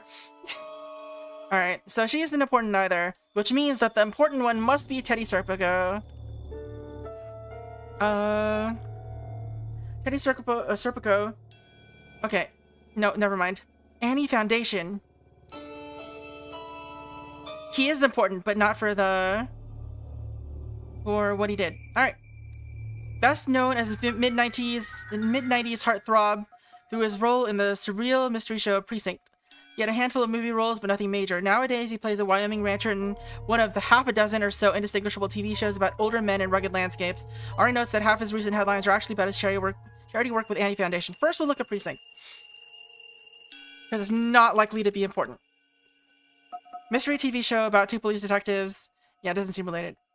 In a Midwestern town encountering an escalating series of improbable supernatural events. Ran for 2 seasons in 1992 and 1993. Doesn't seem overly related to your investigation. Alright, Annie Foundation. The Annie Foundation is a charity started by TV star Teddy Serpico in memory of his late mother. Alright.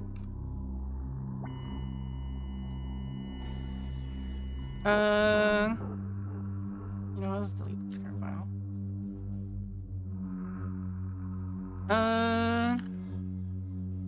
Annie Foundation. A charity started by Teddy Serpico in memory of his late mother, Annie Serpico. It's dedicated to raising money for research into Galveston syndrome. It's dedicated to dedicated to researching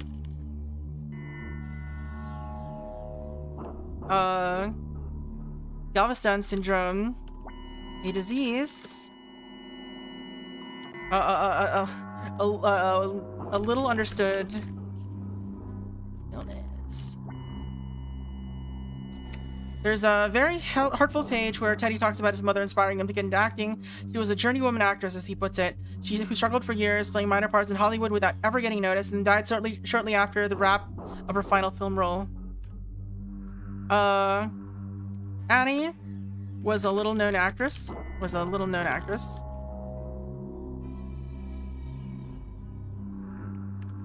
Who played minor roles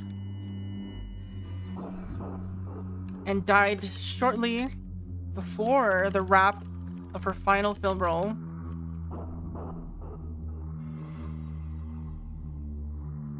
Alright.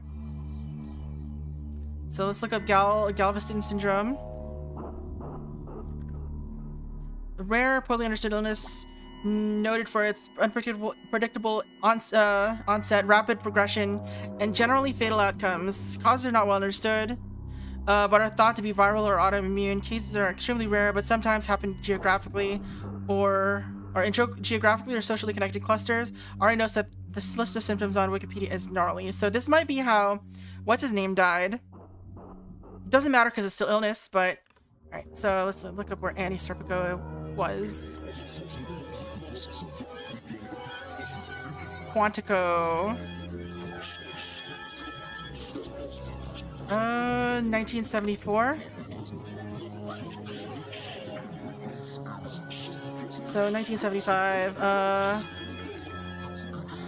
Annie. What was her name? Annie Serpico died in 1975. Died of illness.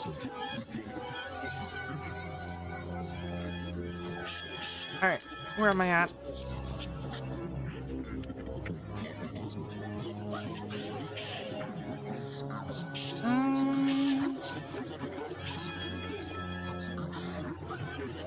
Look fence. Look fence. Probably not enough to deter a persistent burglar, but man, your knees are not what they used to be. Alright. South. What is another place to look? Go to stage 11. So this is the look harness. Looks kind of like the sort of chest harness some people use as a leash alternative for walking their dogs, made out of sturdy webbing. It is much too big for a dog, though. Take harness. As you pick up the webbing harness, you feel a slight tingle of electricity. Anything else here? Take folding... Look, chair. Your typical movie set folding chair with X-shaped legs supporting a canvas seat and back. Take chair. The folding chair isn't portable. Are you sure? Alright, let's see...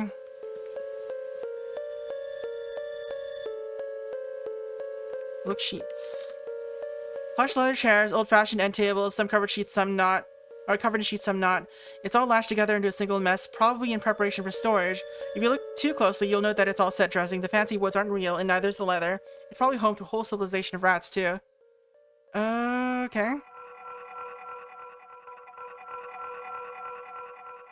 Stage 13.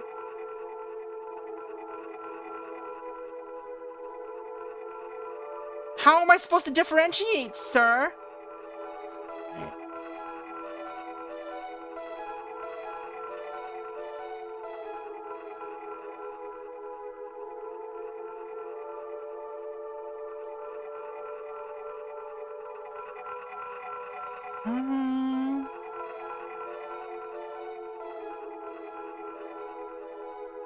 Yeah, that could have worked, but like... I know I've been lurking, but I need to head off to bed. Alright, have a good night, Slowpoke. Thank you for hanging out. Hope you have a good one.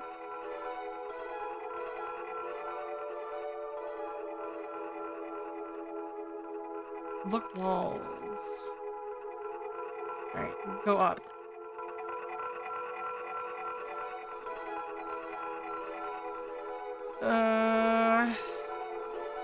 I don't think there's anything here.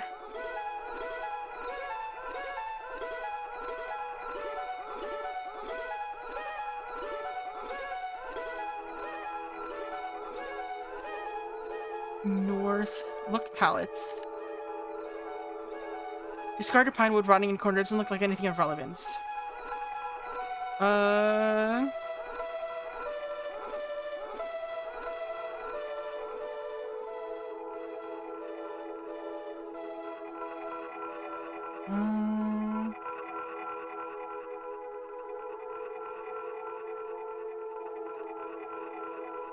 You lack a key.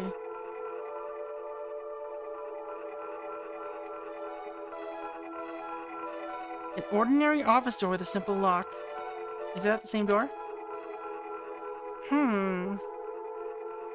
What could be here? Where do we find a key?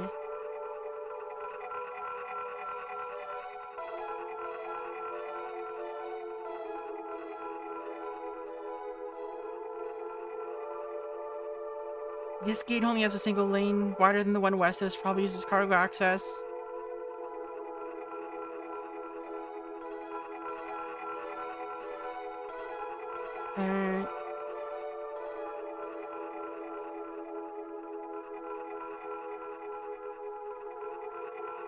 Building 33 is directly south. What was in here again?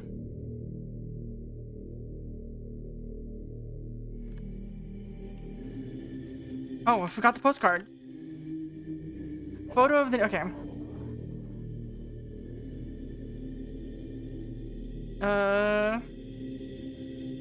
What do we want to call this? New York postcard.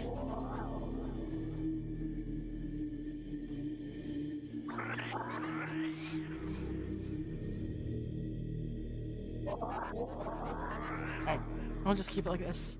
A photo of New York City, a scene from just beyond the Statue of Liberty. It looks to be from the 70s. The latter half, since you can see the Twin Towers in the skyline. In the skyline. The message on the back is long for a postcard written in tiny, neat hand. Petya, stop sending me miserable letters about how they're butchering your screenplay and just get on the next plane home. California does not agree with you, and you don't agree with it. The children miss you, Ben misses you, and I'm worried about some of the things you're saying in these letters. It's not like you need the money, so why stay there getting sunburnt and losing your mind? Love, your long-suffering niece. Petya. What does Petya mean something that I don't know? Screenplay, 70s.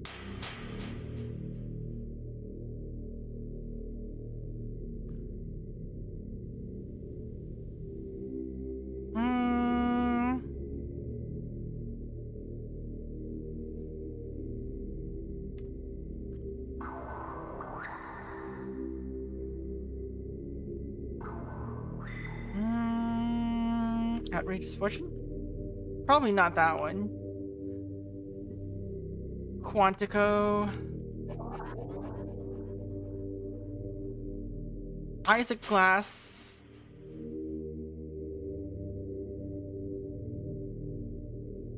Did we ever look up James Lancia? Alright. It doesn't look like he's related.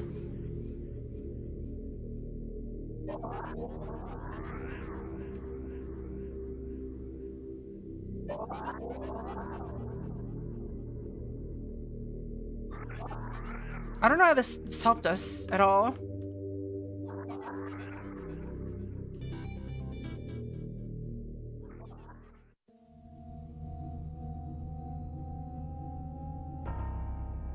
Carl Weathers.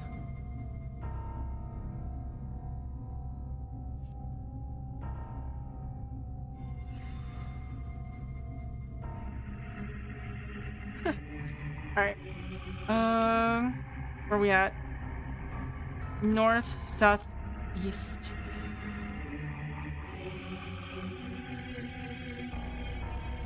Look. Hose. A rubber hose with a nozzle used for cleaning or powering compressed tools. Elastic compressor is gone, leaving only a limp rubber snake slowly desiccating.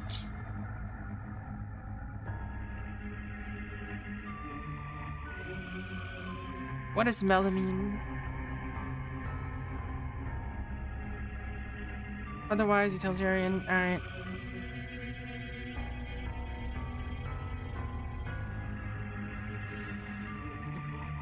Don't know if we have anything else I can do. Do we have all the information I can do for something at least, maybe?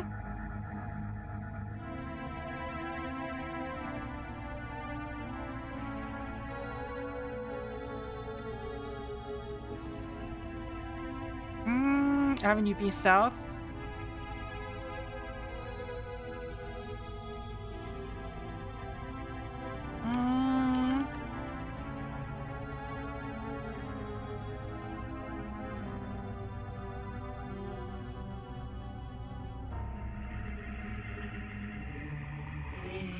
Oh wait, we can go to the basement now.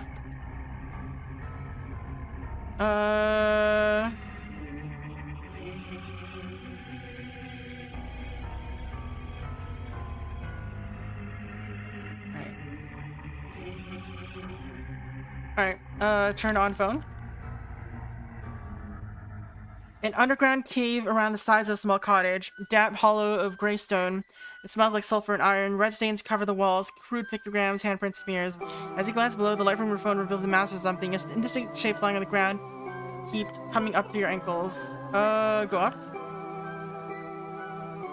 Go back. Go to... basement landing. Uh-oh.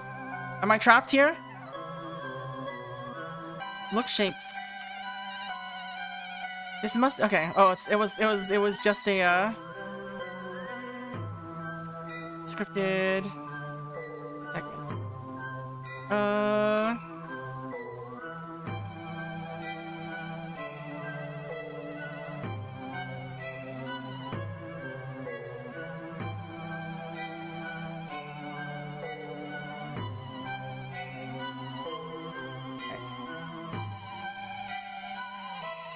Let's see, basement archives. This must have been file storage. You can see the square scuff marks on the floor and rust on the walls where rows of heavy filing cabinets once stood.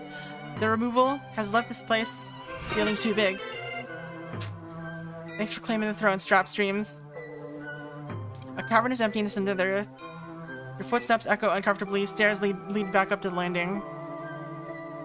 Heavy soundproof door leads west. Long metal table has been left behind, presumably too much of a bother to lug upstairs. On the metal box is an archival box. There's some loose papers hiding inside the box. A fridge-sized steel safe stands in the corner of the room. Alright. Looks safe. High security, fireproof storage. Just needs a key rather than a combination lock. Alright, look. Table. Probably once used to review documents. On the metal table is an archival box, in which are a letter dated June 1985, a letter dated November 1976, and a credits memo. Credits memo. Ari messages you again, and some of the stuff you've asked me to research seems a bit far afield. It's magic. Detective work ruled by serendipity. You follow the meandering paths of the heart, and often you'll find that they will loop you right back to where you need to be. Is that actually true? Not remotely, but you bought it for a sec, didn't you? Never. Alright. Let's grab some of these items. Take letter June 1985. A brief typewritten memo. Unsigned. In amateur films letterhead. We got names! What's it called? Letter June 1985.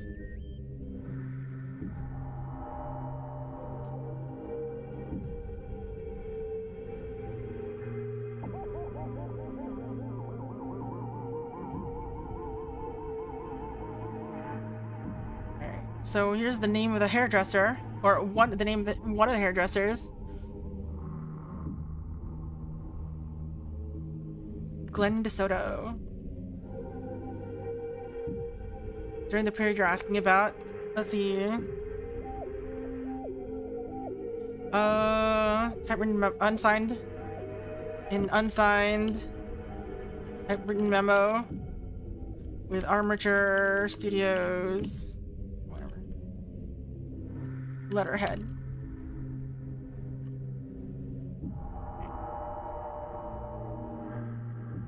Dora Huizinga, Jay Clave, Melissa Wong, Glenn DeSoto. You were in a bunch of movies. Alright. We'll look them up in a bit.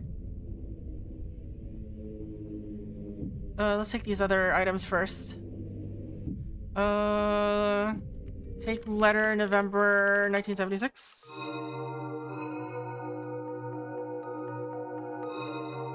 Law from letterhead.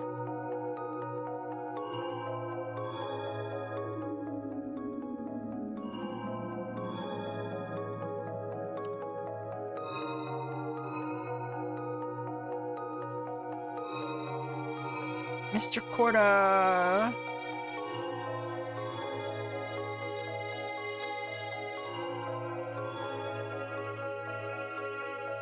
I looked over your Mrs. Meyer's contract for Cathedral of Mirrors and it looked completely fine from your end. As a lawyer, I'd advise you that you can go ahead and sign, but between you and me, Harry Glafudis is not a great agent.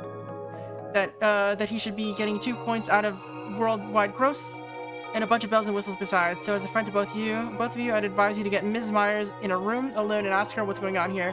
Hugs and kisses, Mark Mastroianni, Esquire. Alright. Typewritten letter.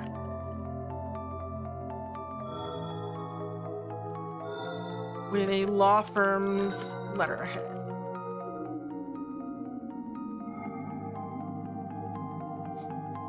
Let's see. So this is Gregory Corda,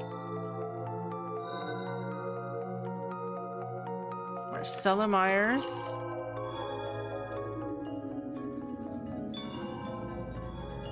alright, and the last one is a memo of some sort. Credits memo.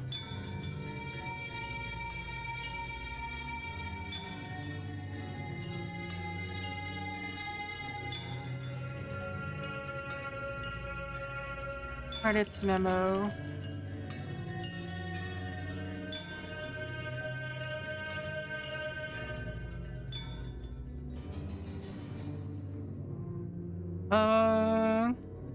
Someone has written underneath it in pen.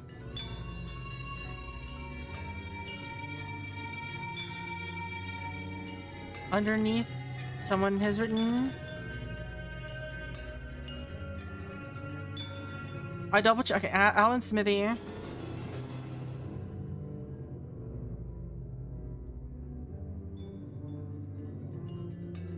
Is an alias for Frank.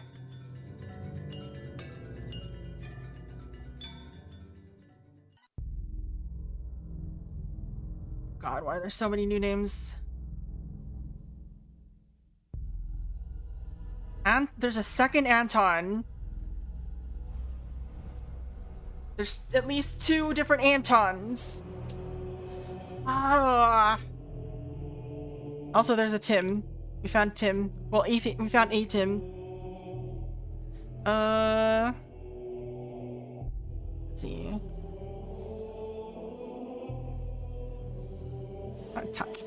Tim. Assistant for Jorge. Do we know anything about Jorge?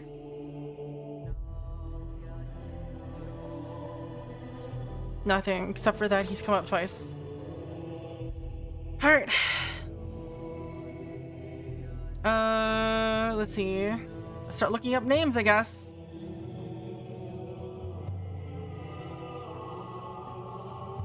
Alan Smithy isn't a real person. It's a pseudonym used by the Directors Guild of America whenever a director says that they didn't really exercise creative control over a movie, and therefore, they want their name taken off of it. Alright.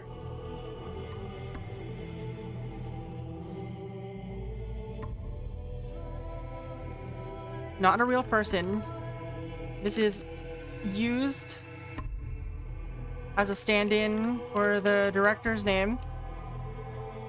if he does not want to be credited. If they want to be credited. All right.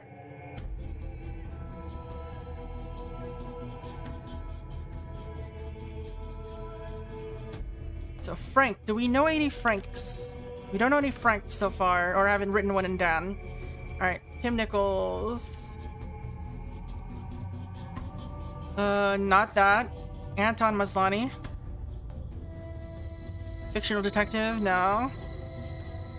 We're gonna get a hit on one of these, I guess. Raylan Finn is a well-respected, this is... Wait. Directors Guild of America trainee, alright. Is a well-respected film director, known especially for his debut, Sleep of the Just, and the more recent Dead Girl. Most of his oeuvre seems to be in the kind of mid-budget serious Hollywood, serious movie Hollywood ever hardly makes anymore. Are you important, though? 2005. Too late to be important. Way too late to be important. Alright. Jason Bakestrom. Personal trainer in Maine. Dora Huizinga. Journalist in Santiago. Jay Cleve.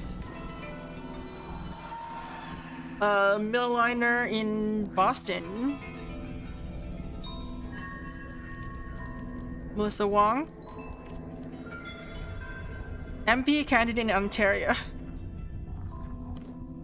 Glenn DeSoto. Alright, no one important showed up there. There was... This is not the first time we've seen the name Glenn. But... It's 3 different people.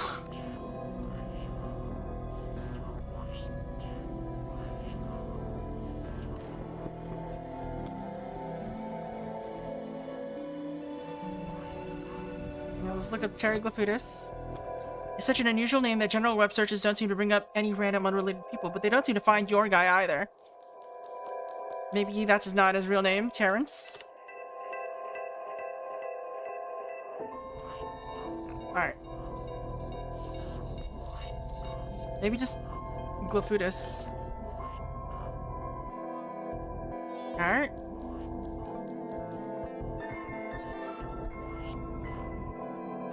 Mark Mastriani was an infamously flamboyant LA area lawyer and peripheral media figure. He's famous enough to have a Wikipedia page which details his involvement in various Hollywood scandals and controversies. Ari notes that a good chunk of the resources on that page and several of the web search hits for Mastroianni himself point to a website called Cine Insider. Let's go! Let's find a new thing to look up. Cine Insider is a long-running paywalled web forum for movie industry insiders. As far as Ari can tell, it's mostly obsessive dorks observing the industry from the outside, but as in any such setting, there's a real, what's it called? Cine Insider.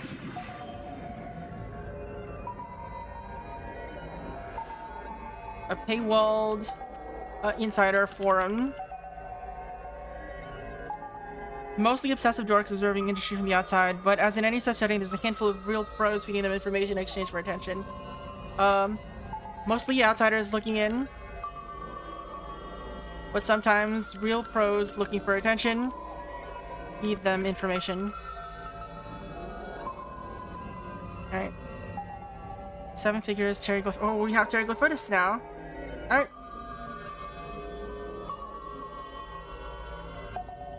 Alright, let's see. Terry. Okay. Terry Glyphotis. His name crops up a few times in a thread titled Bad Old Guys Mega Thread. Seems like a holding pen for seedy stories about pre-internet Hollywood. Someone has a link to an archived news item from 1976. 1 man was killed and 2 more people were injured in a major car accident in Santa Monica Freeway. The victim, who was driving alone, seemingly lost control of his car and crashed into a barrier. He was identified. Okay.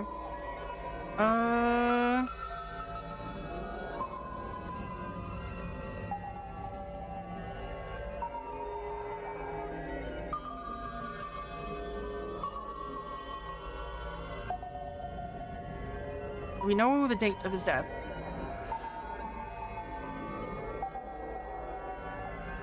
A lawyer for, in contact with, Corda.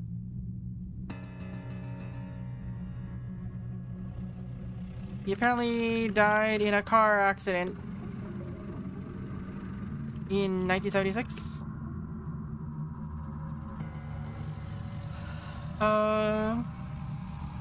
Whose clients have included major movie stars such as Marcella Myers and Robert Segal.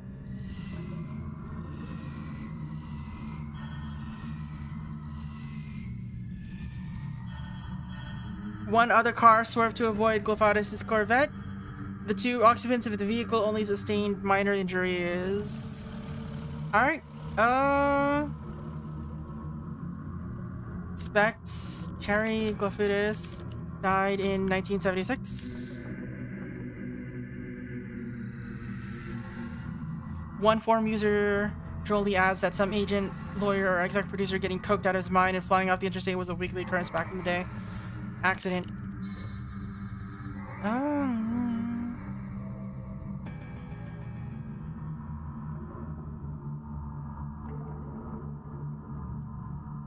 Overdose? Could be either.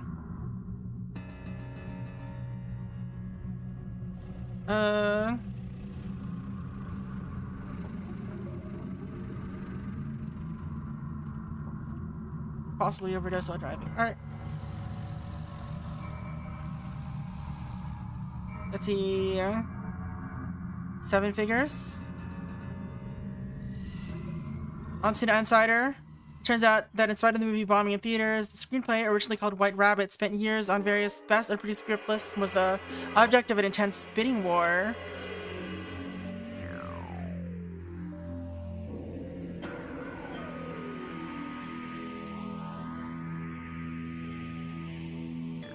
In 1923 silent film starring the titular White Rabbit. More digging into the White Rabbit. The screenplay raises more information out of Cine Insider, though. There's a lot of speculation about how Armature Studios made the deal to secure the script, even though they certainly didn't have the money to bid the majors. Consensus seems to be that they offered the writer, Louis Lepore. I think that's the name we're looking for. Alright, let's see.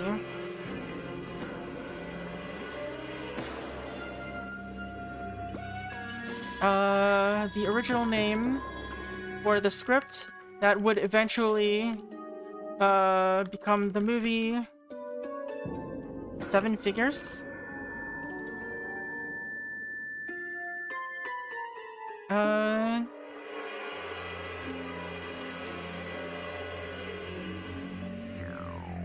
see. The writer, Louis Lepore, seems to have been offered a back-end deal.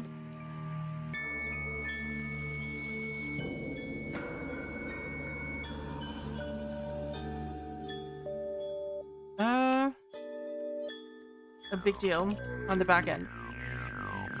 Alright. So let's look up Louis Lepore, I guess.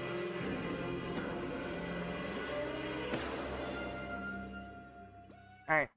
Louis Lepore has a bare bones TMDb page with 2 original screenplay credits. Wait, didn't we look them up before? Ooh. No, he was not looked up before. 2 notable works. 7 Figures. It Figures.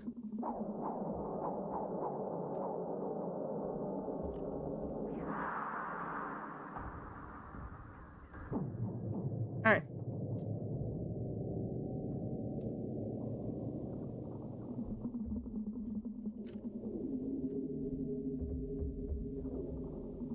Let's see.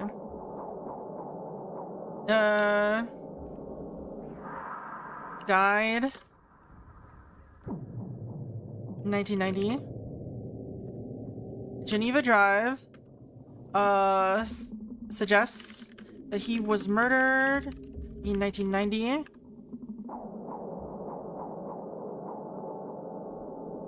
The thread links various archive news items confirming this, as well as discussing the arrest and trial of his own agent by his own agent, John Tremaine.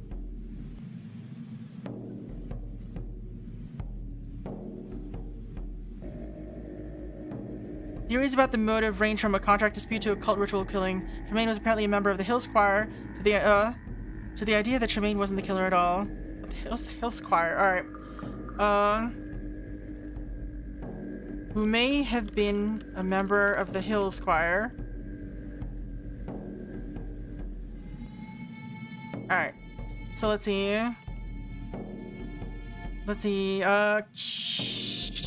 Suspect Louis Lepore died in 1990. Died of murder. Let's look up Hills Choir, I guess. Oh god, that's a lot.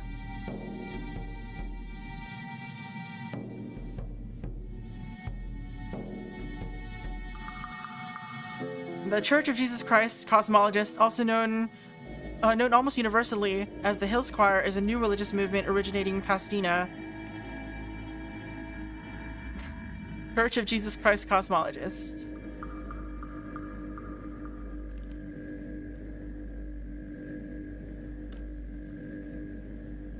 A new religious movement originating in Pasadena, which mostly became known to the public when it began aggressively recruiting in Hollywood. It's a far-reaching and secretive mystery cult with multiple layers of belief and complex initiation procedures. It also acts as an affinity group. Alright. How to summarize this?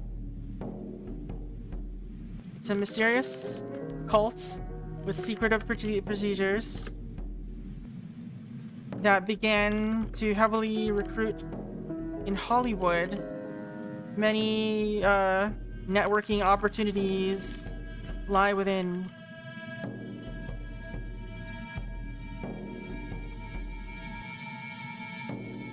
For the entertainment industry.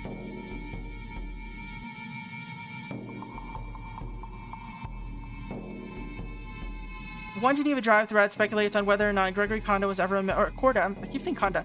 Corda was ever a member of the Hills Choir. Consensus is on there not being any real evidence of that, but he did know several members.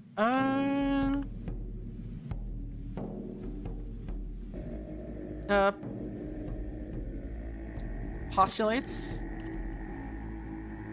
that Gregory Corda, although not a member himself, knew many members of Hills Choir. Why is it called Hills Choir? Beverly Hills Choir? Consensus is on there not being being real evidence of that, but he did know several members, which is unusual for someone connected in Hollywood.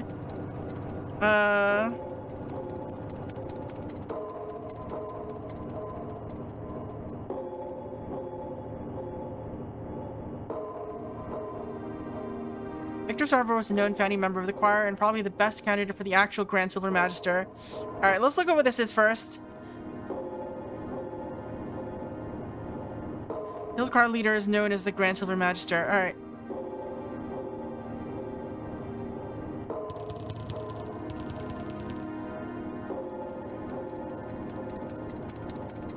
Their identity is only known to few in the organization.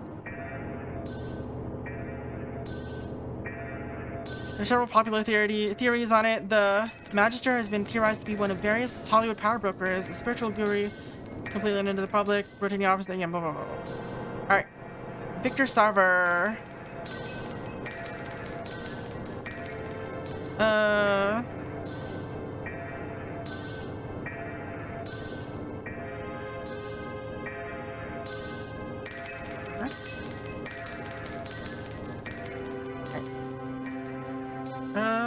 Let's highlight Victor Sarver, Linda Fagan, Les Resnick, Marcella Meyer, Sarver's kid, Blob Talent. There's a lot of things to look up here. Alright, search Q Blob Talent. Nothing. Alright. Guess that's not important then.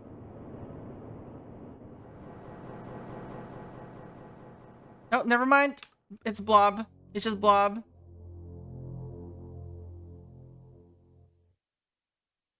Alright, what is this? Talent, Universal Talent Acquisition, or UTA, is an LA-based sports and entertainment mega agency. Why is it called Blob? Alright.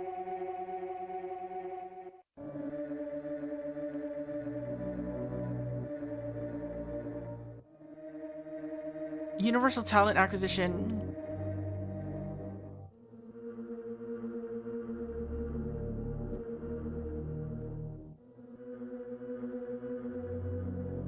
Is an LA-based mega agency in the entertainment and sports industries.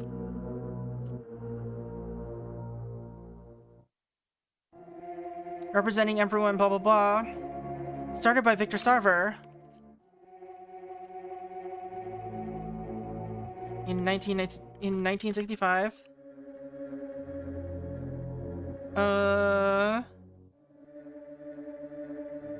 The strategy has historically been to maximally exploit connections that their clients have in industries outside their own, using movie stars to worm their way into music, and thus the music agency to work to get into sports. People who comment on the entertainment industry. Alright, so let's just rename this.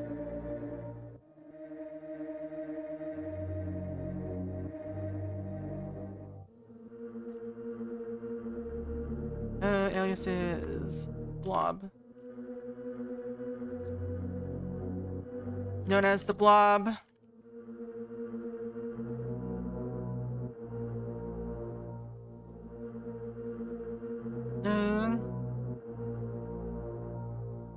Due to its the Blob, due to its, what was it called?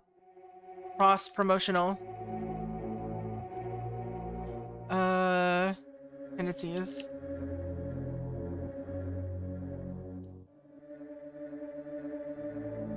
Alright. UTA is behind everything from pro wrestlers being cast in movies to bad officiating in NBA games to how performances are scheduled at the Grammys. It's noticeable that the most recent news about them is a Variety article has the Blob melted about them losing high-profile clients, most notably Finney and Glasser.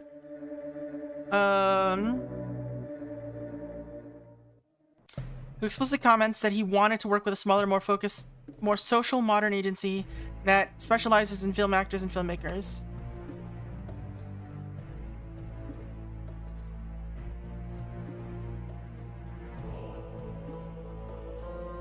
Wanted to focus on smaller agencies. Cine Insider actually has a word filter that changes any mention of Universal Talent Acquisition or UTA to the Blob. This seems to originate from some misguided attempt to avoid a defamation lawsuit, but it's long since become a forum inside joke. There are many Blob stories and conspiracy series, but by far the most popular thread, which has thousands of posts over more than a decade, is titled "The Blob is a Front for the Hill Squire Evidence." The idea is pretty much now taken as a given by the Cine Insider members who view the admittedly suspect consistent overlap between UTA clients and choir members as evidence. Members tend to believe that UTA / the Blob is a front for Hills Choir.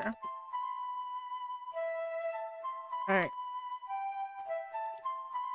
Let's see. Names to look up. I'm probably gonna end soon, so we're gonna take a quick look at names that I want to still look up. Alright, so we're going to Kinophobia. We don't need this. Things to remember. So we want to remember. Where are they at?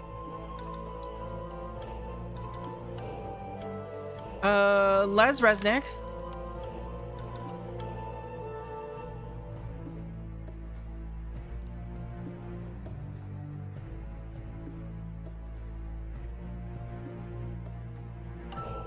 Just do this. Linda Fagan.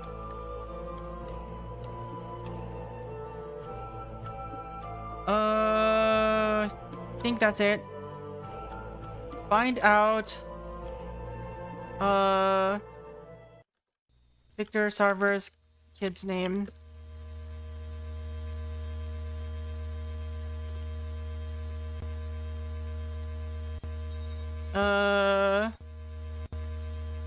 Let's see, important commands. Suspect. Name, full name, died in year. Suspect. Full name, died of cause.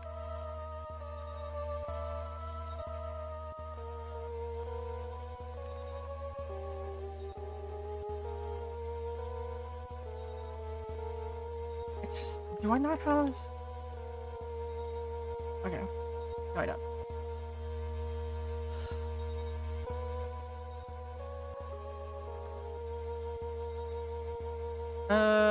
Q topic is equivalent to consult phone about topic.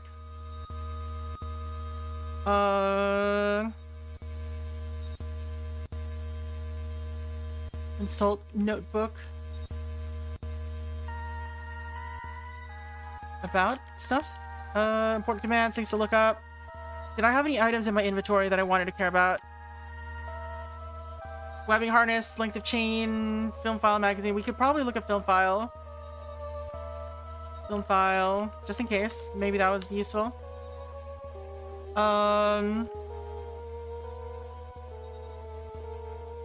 Important items.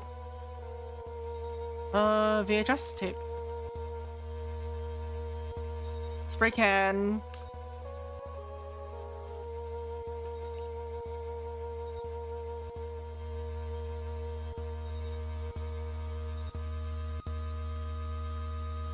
What's it called? Something null? Limit, fix it all.